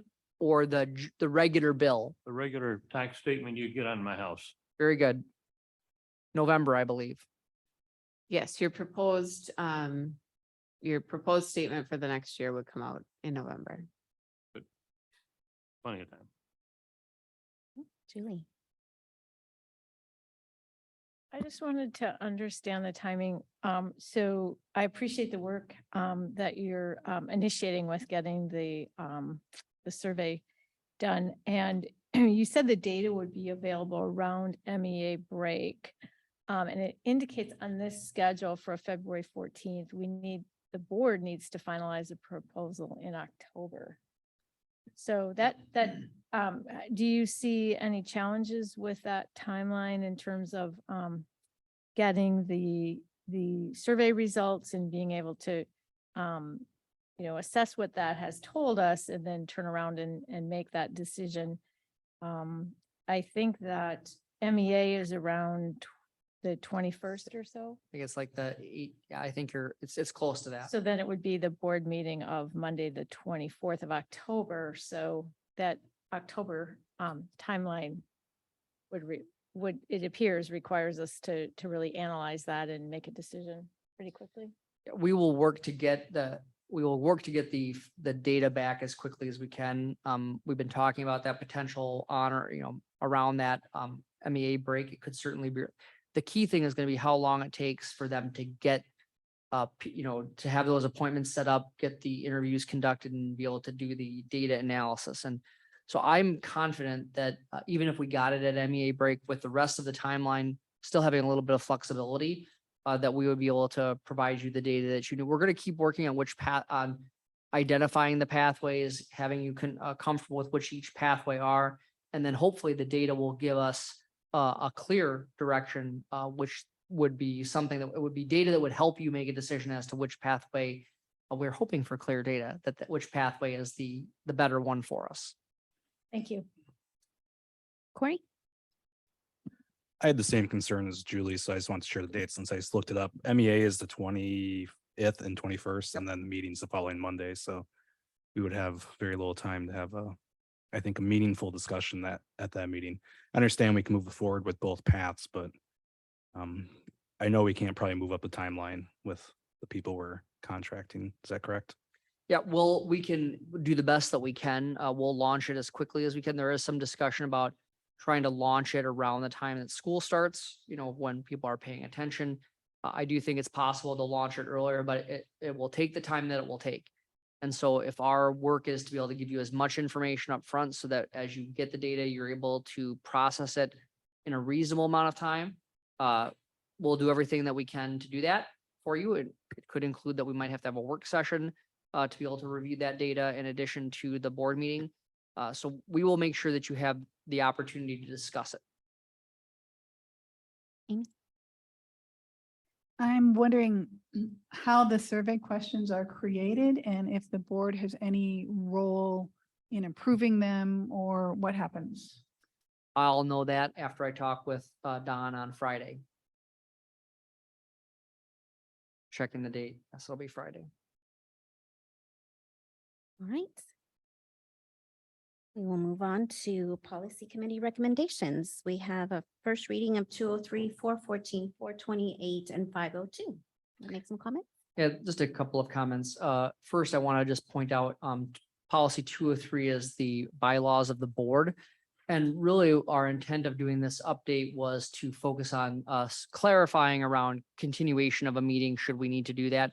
But I do want to take the opportunity to point out that also one of the updates is the 6 p.m. start to the board meeting. And I was reminded that we had discussed when we moved from 7 p.m. to 6 p.m.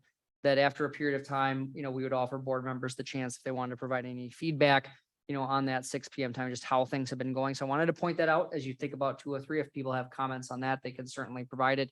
And then just really also pointing out the medical emergency leave bank. This is one of the few policies that we have that requires agreement with the Northfield Education Association. We have worked with the Northfield Education Association on the updates to this policy. There are some reasons that we're moving forward, moving from a traditional sick leave bank to a medical emergency leave bank for a variety of different reasons, including making sure that we're supporting all of the members of the bank. As we have seen over the past year, the bank be drained more quickly than it had been in the past, tightening up what are the reasons that you can use the leave bank. And I want to point out that people only access the leave bank after they have exhausted all of their existing leave that they have. And so if you join the bank, you have the advantage to that. These changes are necessary from a variety of different reasons. Number one, the management of the bank. And then there are also some IRS implications that we have learned that also are solved by moving to a medical emergency leave bank. So I just wanted to point that specifically out to board members in the items for first reading. Okay, questions or comments on any of the policies? Hey, Tom. On the the school board one, for the quorum, it just mentions what will happen if there are only 4 members. Having been in a few other meetings where the quorum wasn't there and we sat around kind of twiddling our thumbs, not knowing how long to wait. Does it have to be spelled out how long we should wait and who gets to order, and then maybe like wait 15 minutes or at the discretion of the board chair? I mean, not that it'll ever happen, but it's like I say, in other board meetings, it wasn't written down, so we didn't know what to do. And I don't know if that needs to be spelled out. So I just want to be super specific. The times where you've had an issue with quorum and people were waiting was not the Northfield School District. Board. Super clear about that, right? That was not us. So I do think, Tom, that I would be open to, certainly as we continue to adjust this moving forward, to define that time frame. I do think this is a little bit different than a lot of other boards in the community. There are 7 members of this board, and I am very confident that if one of you is not here and we're expecting you here, Anita Ozzie is on the phone checking in to make sure, number one, that you're okay, because we have an amazing history of people attending. We also have a great and conscientious board who lets us know if they're not going to be here. I don't have that same concern with this particular board, Tom. Other boards, people may have been asked to participate. This, people run and you're elected. I don't have a problem about thinking through and looking at what are other, what do other districts do? I see less of a need for it. I mean, all the time, 14 years that I have been here, I do not recall ever even coming close to where we didn't have a quorum. Well, right, and that's what I thought too, but But clarity is always good. yes, exactly. And then on the Zoom meetings or whatever, does it say anywhere like when someone was out of the area and they still wanted to participate, does it say how we can do that? I mean, and like spell it out so we don't have to look up a statute or something, that it's actually just kind of described in here. Might be helpful. Yeah, great question, Tom. And here's my assessment on that. We get very concerned when we start copying and pasting statute into policy, because if the statute changes, then we have to change the policy as well. We prefer to be able to point directly to the statute so that it is unambiguous as to which is the controlling document. So that's why we point to statute more often than not. We have been burned before by putting statutory language in our agreements. And then if the statute changes, there's a question about which is it the policy or is it the contract or whatever the case may be. So I understand that it is something that is it adds one more step. But we do want to make sure that we have to comply with that state law. So that's why we do it that way. I'm not saying it's perfect or we could certainly put a link directly to that statute. That's not a problem. We can click, so that people can, these are all mostly accessed digitally, right? So it's no harm to put a link in. Be happy to do that. I just have a concern that if we start to spell out the statutory requirement in policy when there's a change, then we are going to have to update that as well. And we prefer to keep it streamlined. Okay. Amy? So I have a question about the addition to, it's whatever, eight, meeting by interactive technology. Does that mean we could now go to Zoom anytime we wanted to? It does not. I mean, unless there's a declaration by the governor during, for example, when there was the public health emergency. That's 7. That's covered in 7. So in 8, no, it does not mean that you can, in fact, what that means is that we still have to be here. It's that board members can participate remotely via interactive technology as long as we meet certain criteria. So for example, we're required to post that location where you're going to be at 72 hours in advance. I believe it's 72 hours in advance. And it has to be a public location.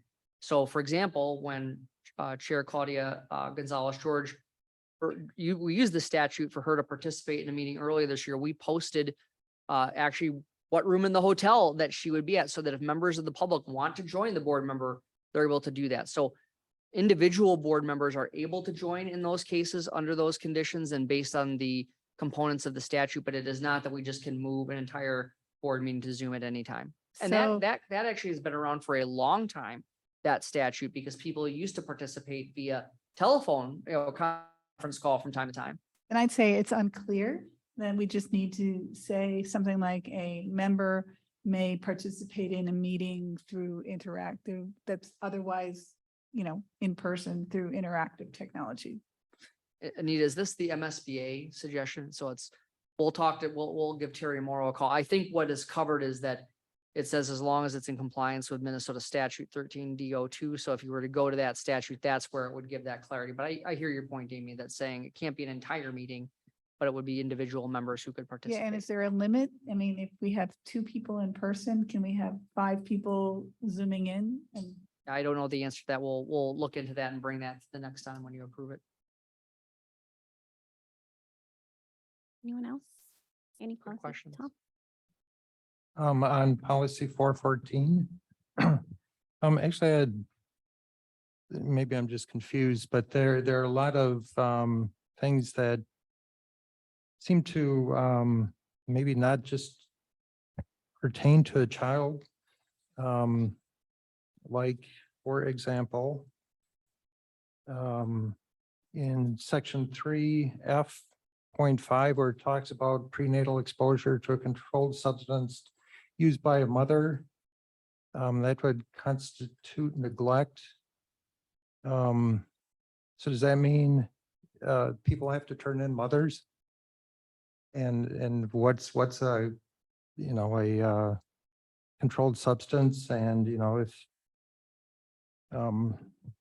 well, I mean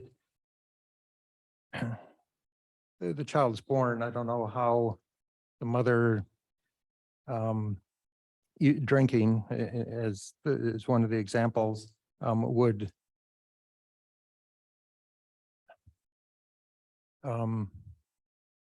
be a reportable offense if the child's already born. And there's other examples like that in here. And then in section, let's see.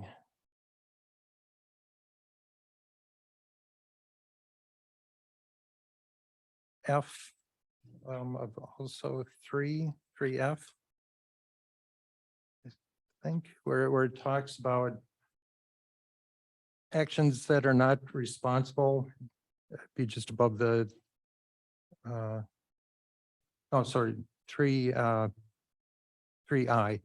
Where it talks about actions that are not reasonable and moderate include, but are not limited to various things, including striking or other actions that result in any non-accidental injury to a child under 18 months of age, unreasonable interference with the child's breathing, striking the child under age 1 in the face or head.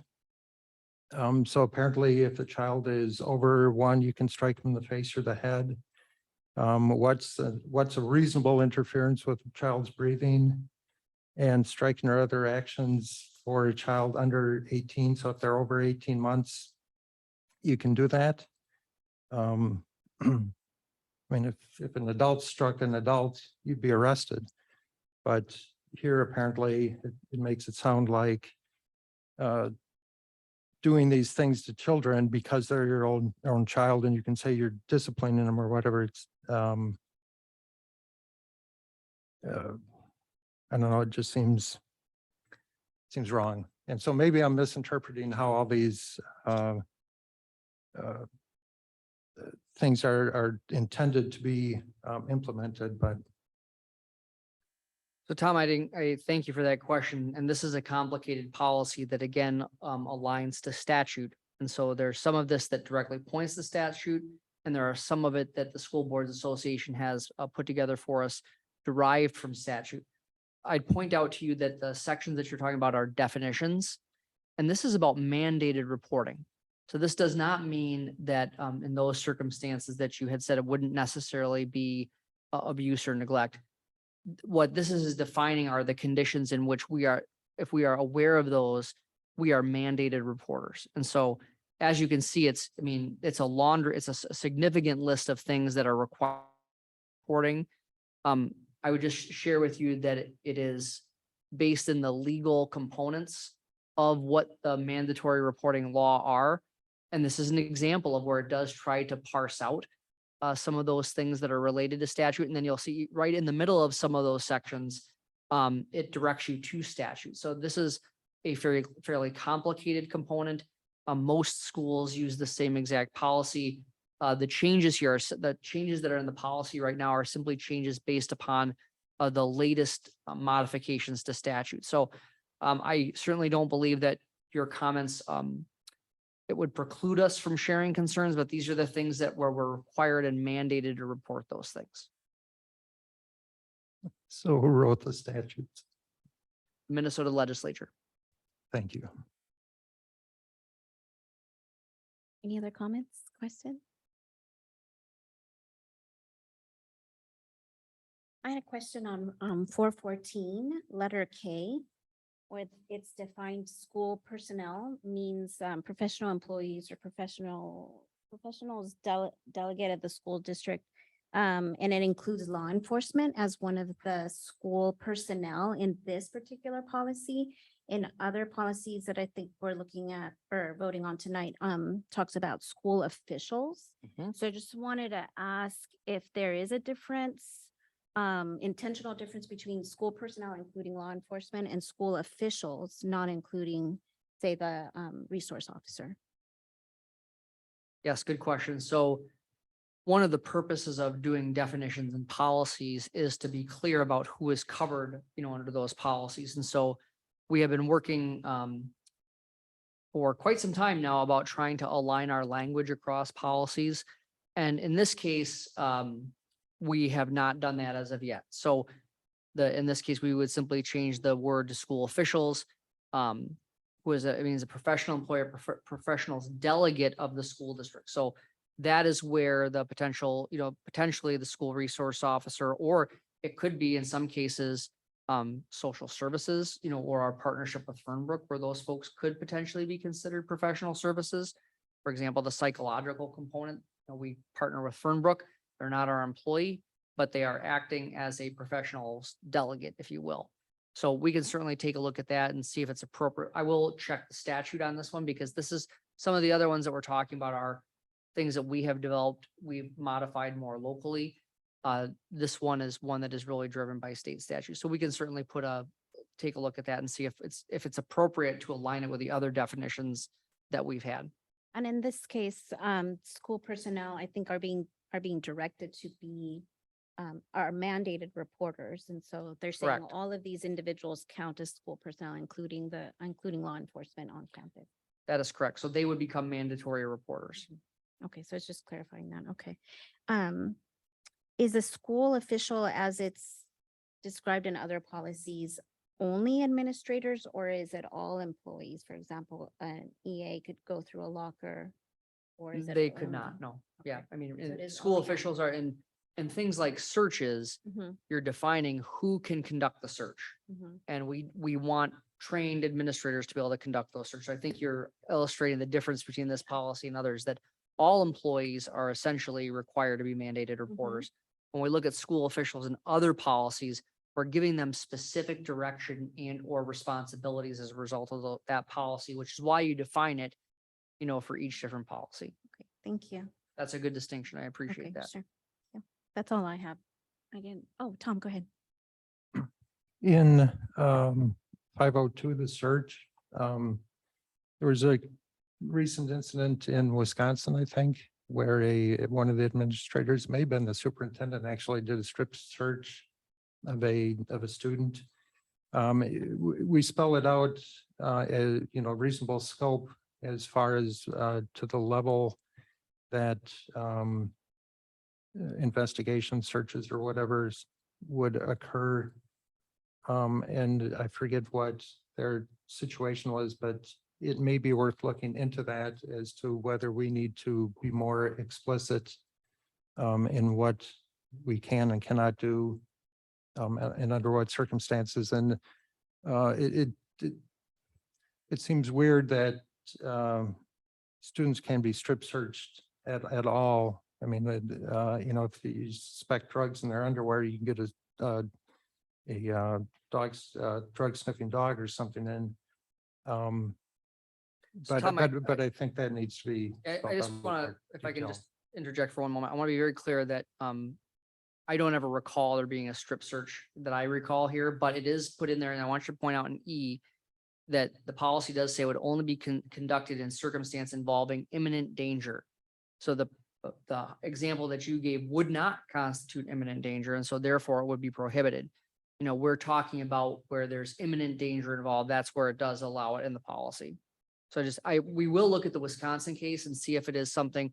It will depend if it's a Wisconsin, if it's under Wisconsin law or federal law, right? Whether or not it would be applicable to Minnesota. We will certainly we're always taking a look at what these legal precedents are and trying to apply them. I want to be clear that that part is a last resort piece only in the cases of where it's imminent danger. And I think the reasonable person obviously would say, imminent danger is not suspecting that someone has a controlled substance.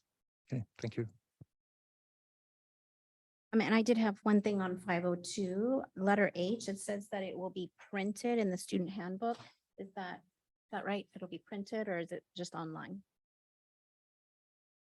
That's a great question about what is the definition of printing, right? So we will fix that. I think what it's meaning is it will be included in the student citizenship handbook. Okay. Printed digitally as part of it. That's a good, Not nitpicky. I know these kinds of things are important in policy because we do want to be as clear as we possibly can. Okay, so if there are no more comments or questions, then we'll move on. Okay, so now we have Dr. Human presenting your focus areas for 2022, 2023. Yes.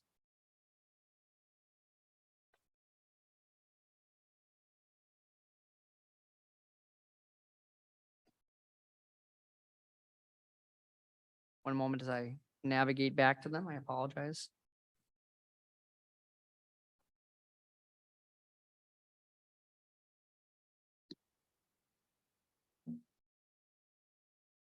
All right. Thank you for your patience. So you'll notice that I've just done a little bit of a change in trying to frame what would typically have been called the superintendent's goals. With the adoption of the new strategic plan, having a very clear vision, 6 strategic commitments, and then 11 benchmarks. In addition to the world's best workforce goals that we are responsible for, it felt, it doesn't feel like there's that extremely narrow specific goal that would be in alignment with those types of goals that we have in the district. So I'm proposing that we rebrand this really as superintendent's focus areas so that it can be slightly broader for the superintendent's office to facilitate conditions where those benchmarks can be achieved. So what I've shared with you tonight are 5 potential superintendent focus areas they still are time bound, but they don't necessarily have always that specific will achieve this % by this time, which is why I think it's appropriate to call it a focus area as opposed to a goal. All of these things should drive achievement on the benchmarks that you have clearly adopted already. So the first one is really around the implementation of something that are called the newly developed core performance expectations. They're still being polished. I'll be sharing them with our administrative team next week. We had a work team that helped us this summer. Our administrators will approve them next week. Then we'll be rolling those out at our district back to school breakfast, August 29th. So the theme that we have for the upcoming year is reset. Because we all know that coming out of 2.5 years of a lot of different challenges, we need to to reset our baseline. So our theme for this year is about reset. In fact, I'm getting the old Apple reboot sound, you press those three buttons and that's what we're going to open the presentation with. And then I've got a picture of an old Nintendo system with the reset button on the back, right? 'Cause everything can always be a good reboot. So we know we need to reset our baseline expectations for everyone. And so we're going to start with our staff. And what we've worked on are a number of different areas outlining what are our expectations for staff for what we're calling core performance expectations. And it's around things like being good representatives of the district. It's about communication. It's about commitment to continuous improvement. It's a commitment to positive attitude. It's a commitment to taking initiative. I'm just giving you some high level. I'll be able to share this with you after we present them to staff in August. But we're going to be doing a rollout of these items, very similar to how we do things like character traits of the month. So I'm going to share the standards and the expectations. The expectations range from defining very clearly what a high performer looks like. What are the expectations of a high performer? And then what do we see? What are examples of what a low performer means? And so we're working on being able to help people self-assess this. We're going to give our staff tools to be able to support one another and help intervene with each other if we're not meeting these basic expectations. They are for everyone. They are for the superintendent. They are for teachers. They are for principals. They are for even for Anita Ozzie. These things, matter for her and Val as well. So everybody in the district, these are things that I think in your workplace, you would say, yes, these are the general workplace expectations for how we conduct our work together. This is directly in response to our employee engagement survey where people crave clarity. And so being really clear about what does a high performer look like? What does a low performer look like? We are not going to initially use this for evaluation purposes, though we will down the line. To begin with, we're going to be doing self-reflection, partner reflection, teaching people how to intervene and explain to others when they don't think that they've met the expectation. Because while leadership is always responsible for the culture, every employee has a part in developing quality culture, if that makes sense. So we had 13 people on our work team from a variety of different employee groups. We're very excited about this. We think that it's a good model for saying, here's what we expect from folks. Second focus area is around creating the creation of a dashboard to visually convey the district's performance on the strategic plan benchmarks. We do not want a strategic plan that just hangs on the wall. We want it to walk the halls, is the term we use, and be able to report progress to the community is important. We had an initial ideation conversation with Nuclear Communications this afternoon. We'll be partnering with them. The vision is that you'll have those 11 blocks as they're outlined on our strategic plan visual document. You'll be able to click each of those. It'll flip the card over, give you a just short update as to what we have done lately on those, and link you to relevant documents about how we have been successful or needing to continue work. So for example, several of these would link to the district's continuous improvement plans, right? Those are examples of how we're trying to meet or we have not met those benchmarks. So that's just an example of how we would look at doing that. The third area is facilitating the redesign of district's student handbooks, presenting the draft of that to the board no later than March 30th. We have 14 different handbooks that you approve each year. That is not sustainable. And it's in an antiquated format that we do not believe is actually useful for families. And so what we're looking at is trying to modernize and having a central student handbook that's adjustable, or it would have different ways of looking and consuming the information based upon what the age level of your students are. So what we're looking at is a complete reboot and how we, again, this goes to our family engagement survey, the parent satisfaction survey of how are we making sure that we're communicating those kinds of supports and expectations to students and to families. So we're very excited about that as well. The fourth area is continuing the work that we've done last year, supporting the district's anti-racism framework through family engagement, specifically by regularly meeting with families of Black, Indigenous, and students of color. We have had a Hispanic Parent Advisory Committee that has been over the last 2 years that has been wildly successful. We do it via Zoom, and as I've shared with you before, we have a number of people online that we would have never had online if we had it or would never have had in person, but people are able to show up online. We have long had the required American Indian Parent Advisory Committee. We do need to continue to recruit. We have a very small number of families who qualify in that area. It's a state requirement.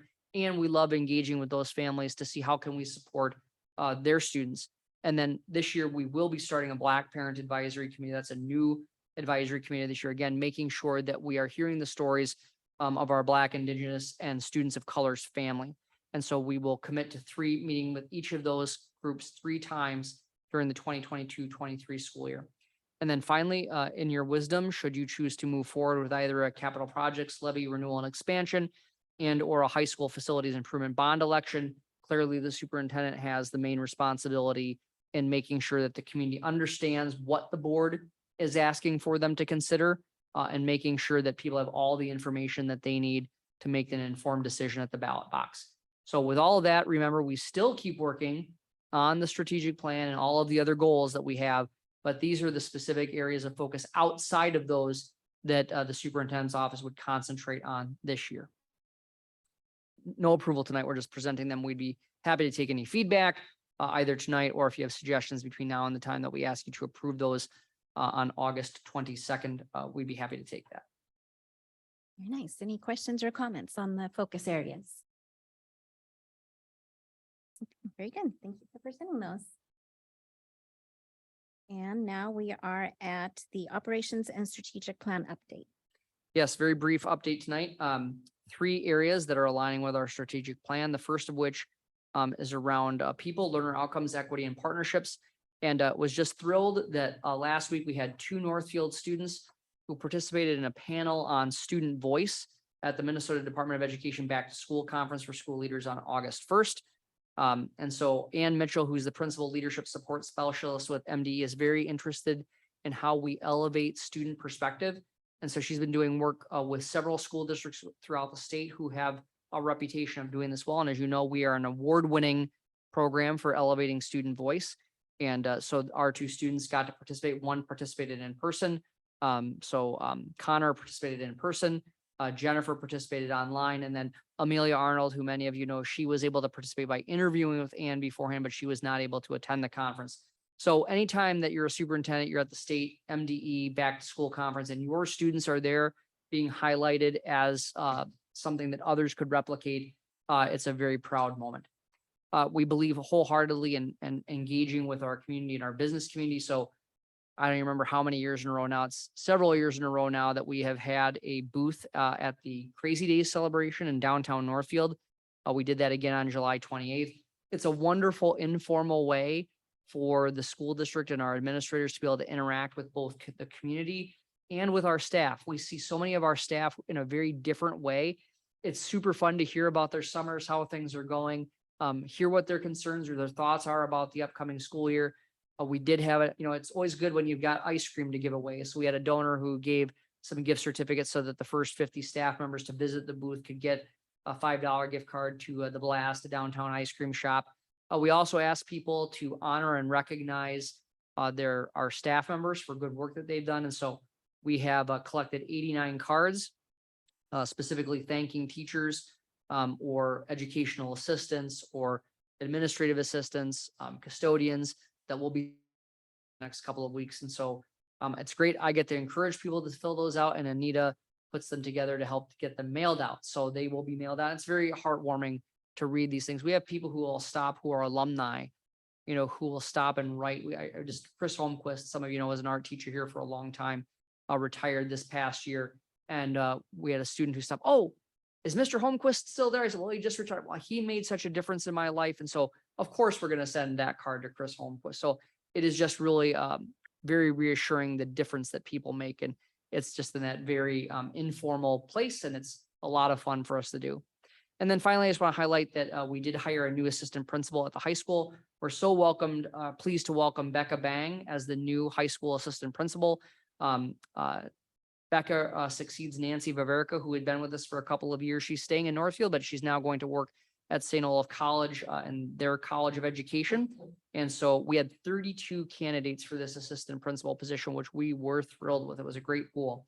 And I highlight Ms. Bang's experience as a classroom teacher in Inver Grove Heights, her work as a administrative role in Rosemont, Apple Valley, Egan, and in Burnsville.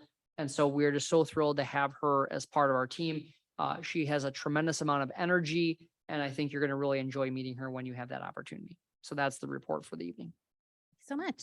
Board members, any comments or questions? Okay, great. All right, well, thank you for that, Dr. Hellman. We are moving on to the consent agenda. Is there anything anyone would like to pull from the consent grouping for separate consideration? Okay, is there a motion to approve the consent grouping? Moved by Amy, second by Jeff. Thank you. All those in favor approving the consent grouping, say aye. Aye. Opposed? Okay, motion carries.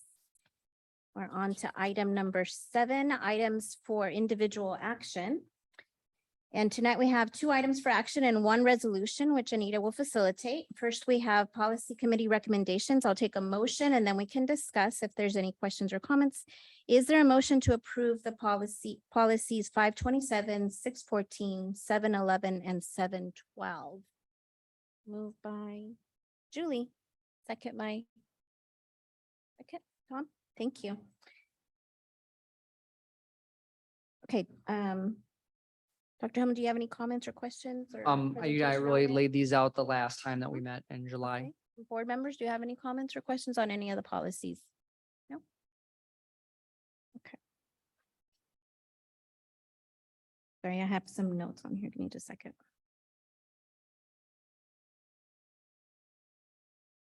On 711B, item 3, a video can be viewed by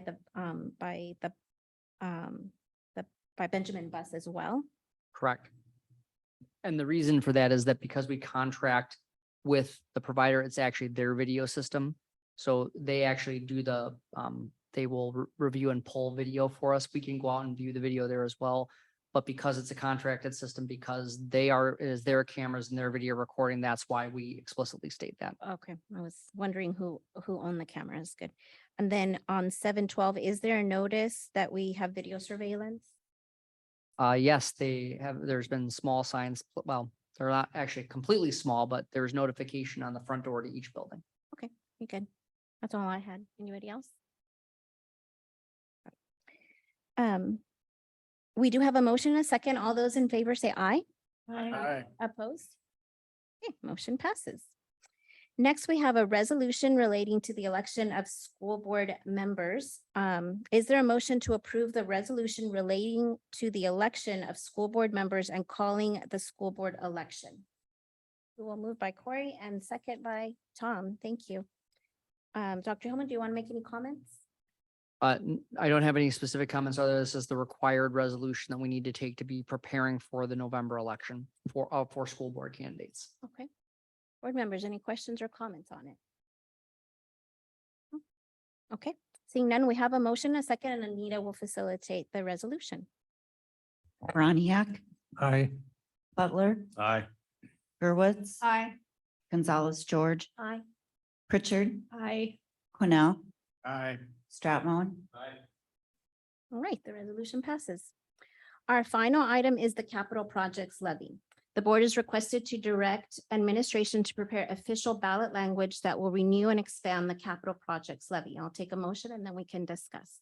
Is there a motion to direct administration to prepare official ballot language that will propose the renewal and expansion of the capital projects levy and authorize the administration to submit the required review and comment document to the Minnesota Department of Education?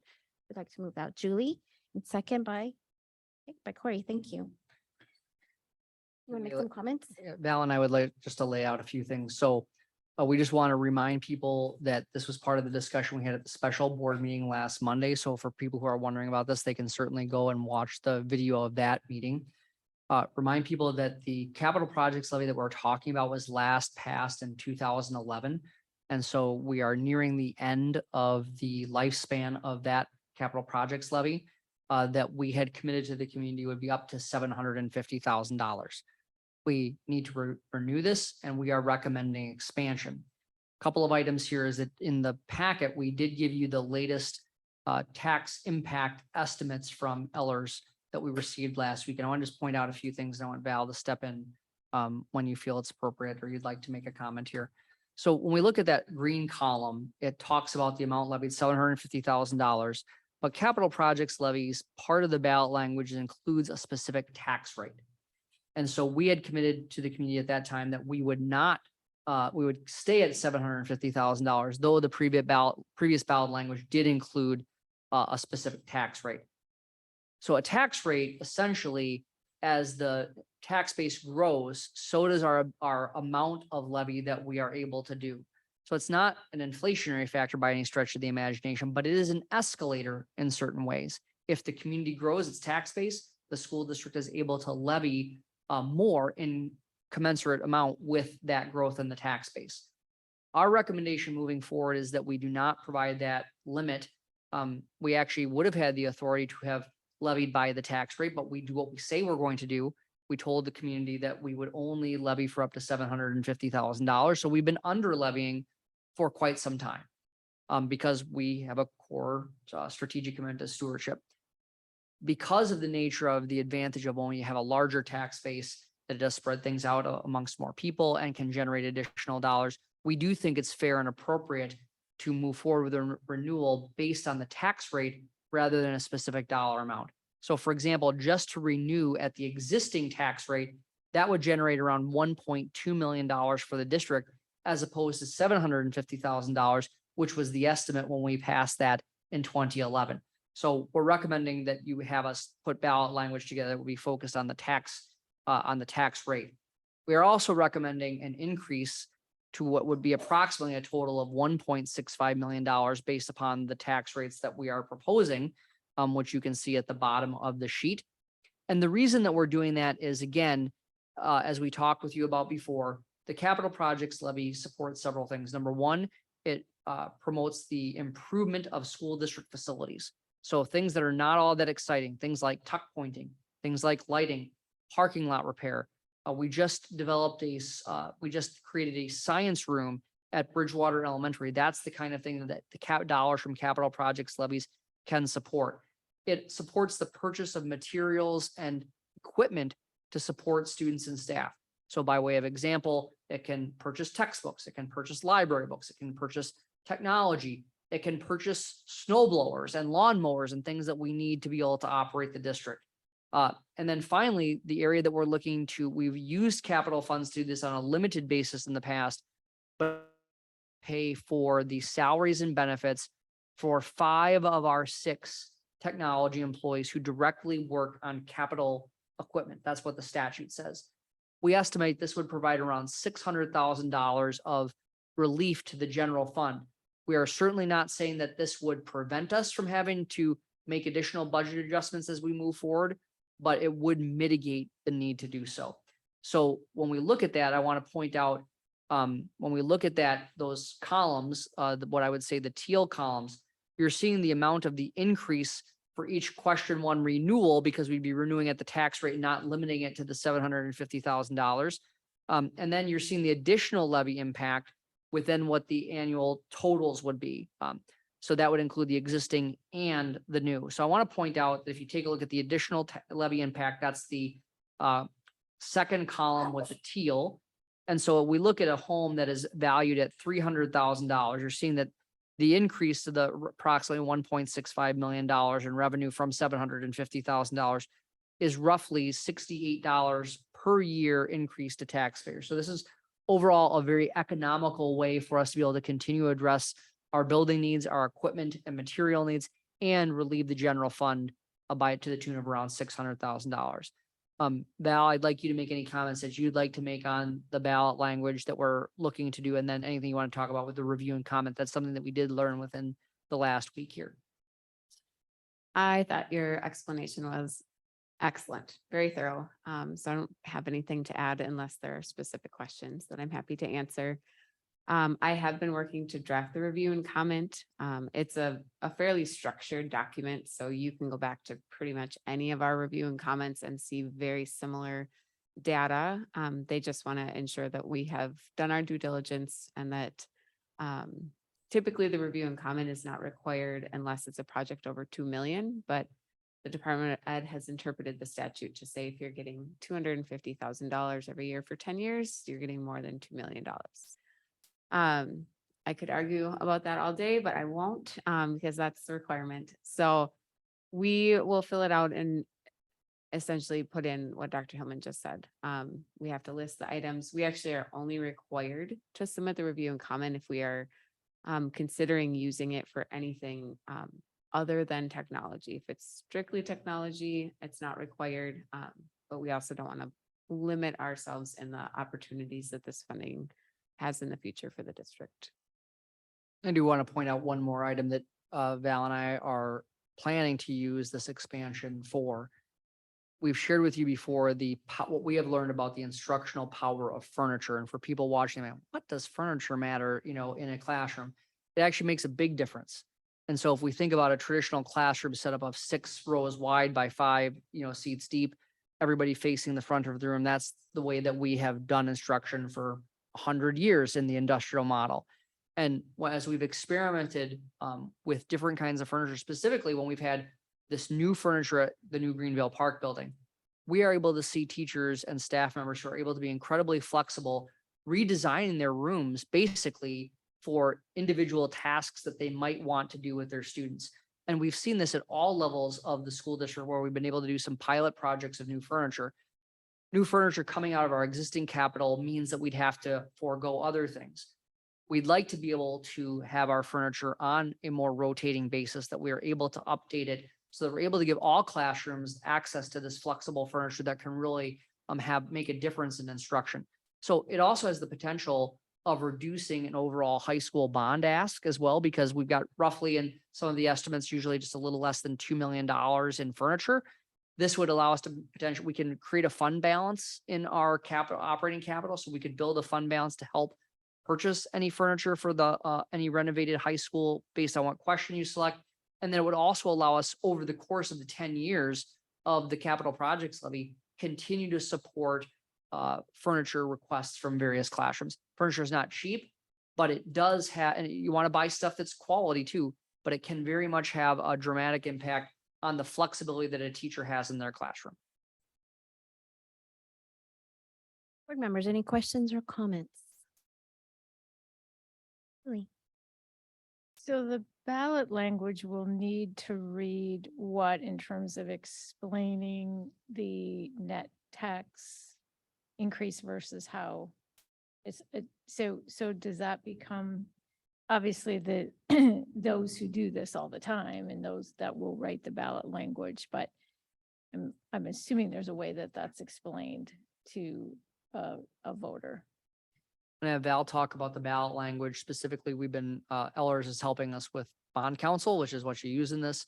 And then I can talk about the information campaign. So the tax impact is actually not a requirement of a capital projects levy, which is an unusual, obviously we're going to provide it because that's expected and important, but it isn't required to be in any of the language. So the actual language would read that they're renewing the tax rate of, I think it was 3.25 listed on that document.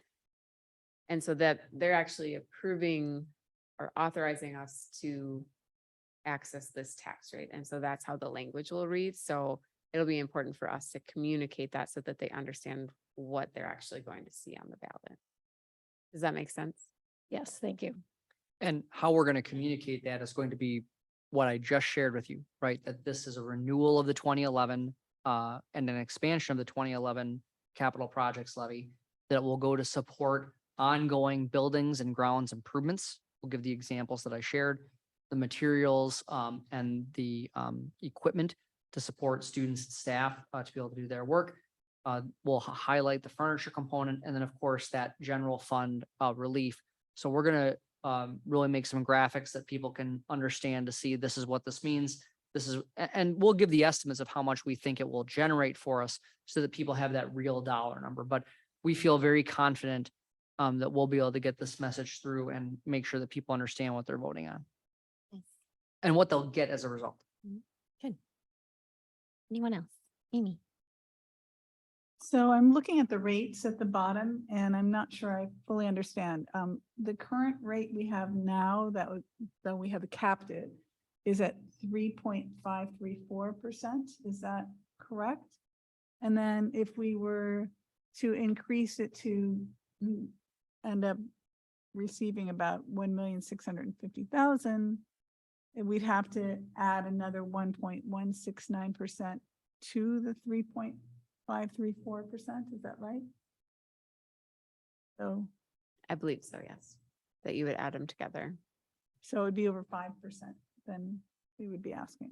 And would we ask for that? Would we ask for that as one lump, or would we say we have previously had 3.534 and now we want to add an additional 1.169% to it?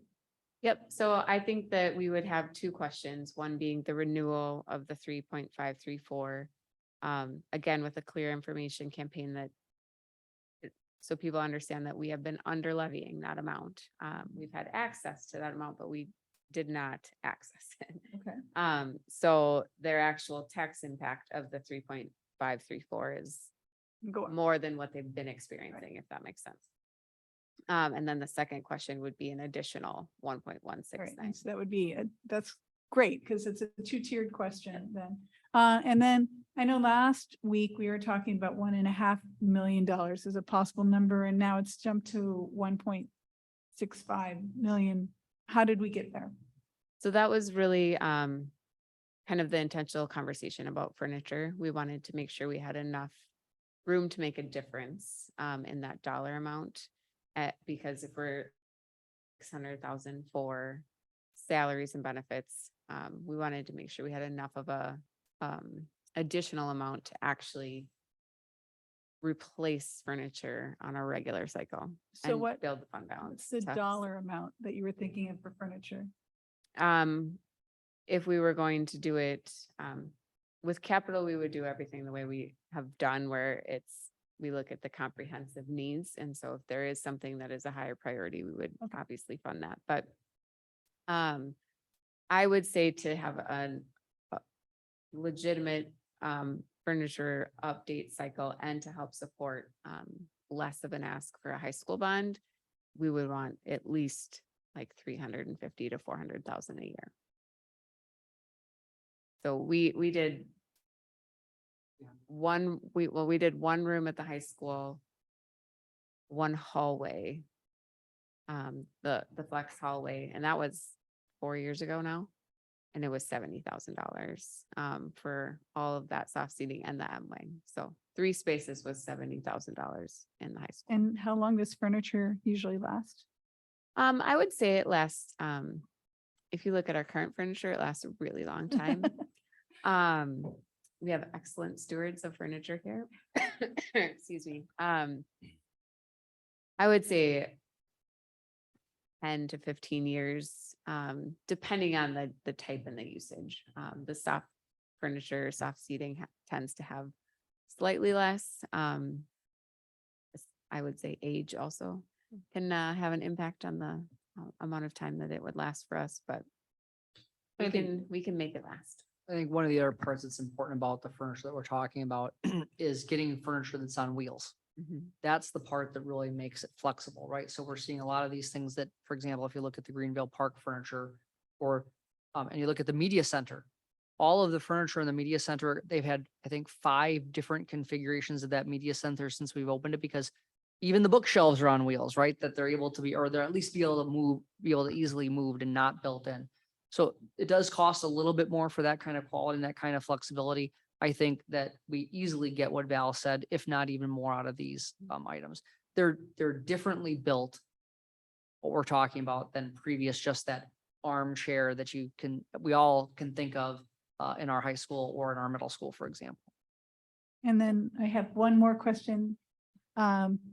Last week, Jeff asked about comparing our amounts and rates to similar school districts. And I was wondering if you had any chance to look into that further to see, are we lowballing it? Are we in the middle? What are we doing? So I will say it's difficult to compare because what we're asking is for more taxes. And as we've talked about, that varies widely across the state. We live in a community that's incredibly supportive of education and typically votes favorable for these things, but a district that has similar tax base and enrollment size may have a completely different experience. So I will say there's not, I think there was like 22 different districts. And I would say the ones that are close, I'm trying to pull it up here. I didn't have it open.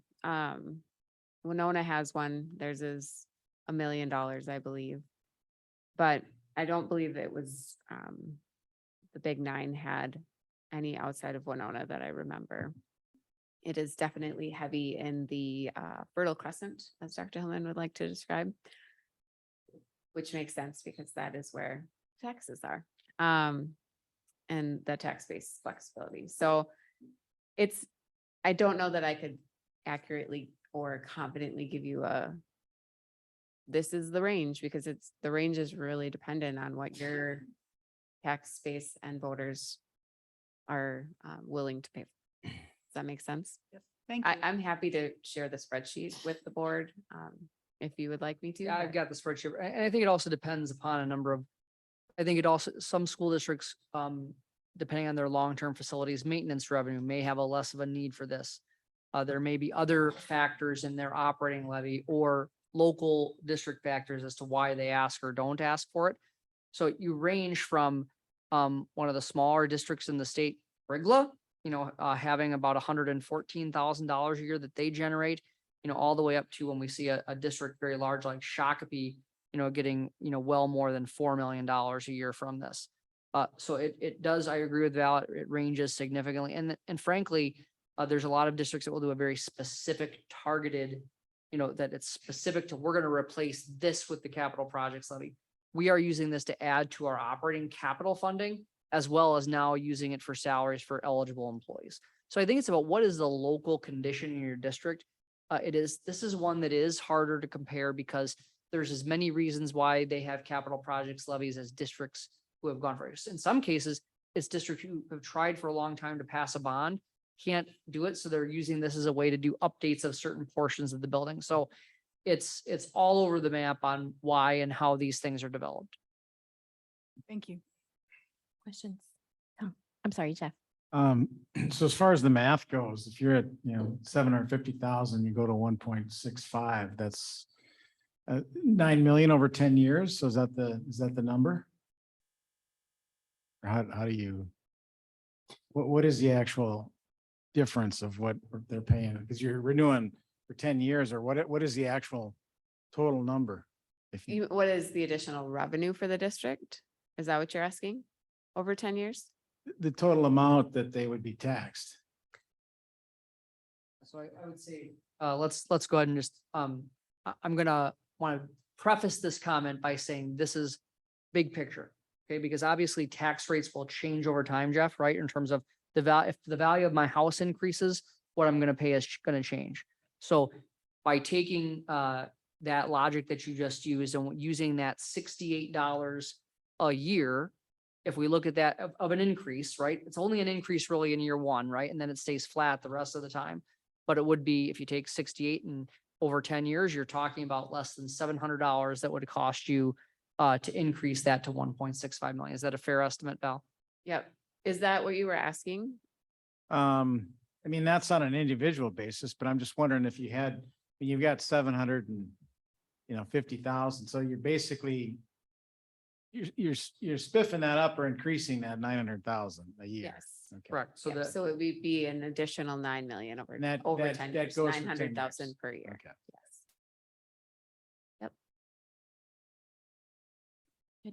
Yeah, Corey.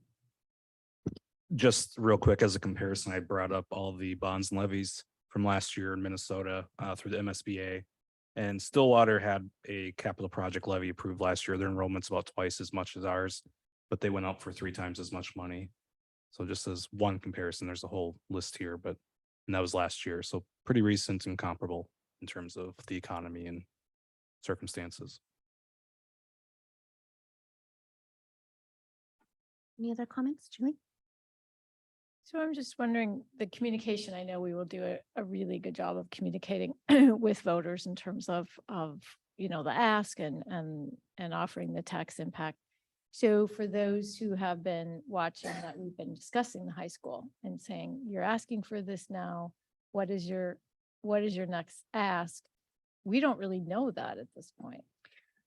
I agree, Julie. However, I think that what we will be able to say is that we know we have a responsibility to maintain and modernize that building. We heard very clearly, or we're hearing clearly some different perspectives. We're doing a survey to be able to gain some additional feedback from voters, the stratified random sample survey, and that something is going to be coming.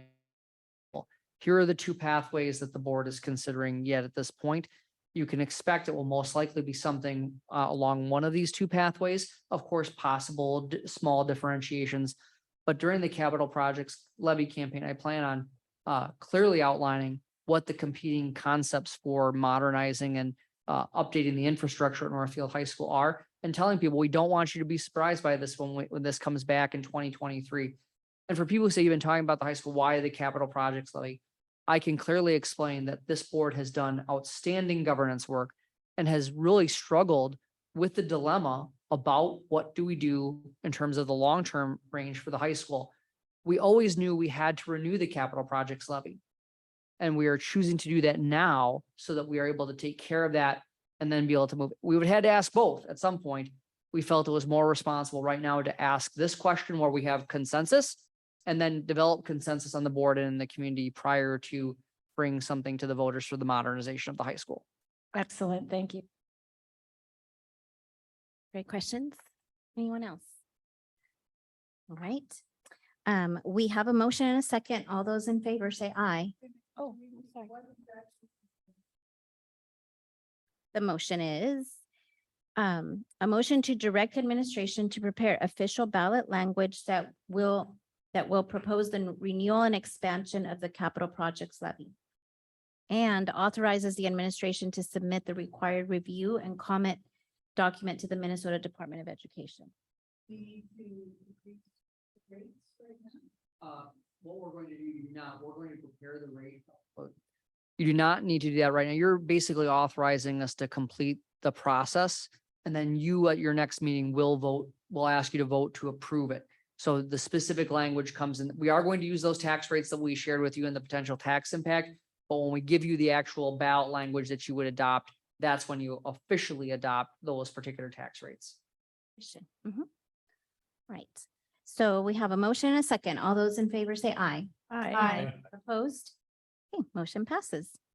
We're on to items for information. Filing for school board is August 2nd through the 16th. There's a $2 filing fee prior to 5 o'clock on Tuesday, August 16th. There's also a staff breakfast and program August 29th from 7 to 10 in the morning at the middle school, and the board is invited. Our future meetings are August 22nd, Monday, August 22nd, September 12th, and September 26th at 6 p.m. in the district office ballroom. Boardroom. I wish it was a ballroom. We have those at St. Olaf, so. Okay. That's all the business that we have for tonight. Is there a motion to adjourn? Moved by Noel, second by Amy. All those in favor say aye. Aye. Opposed?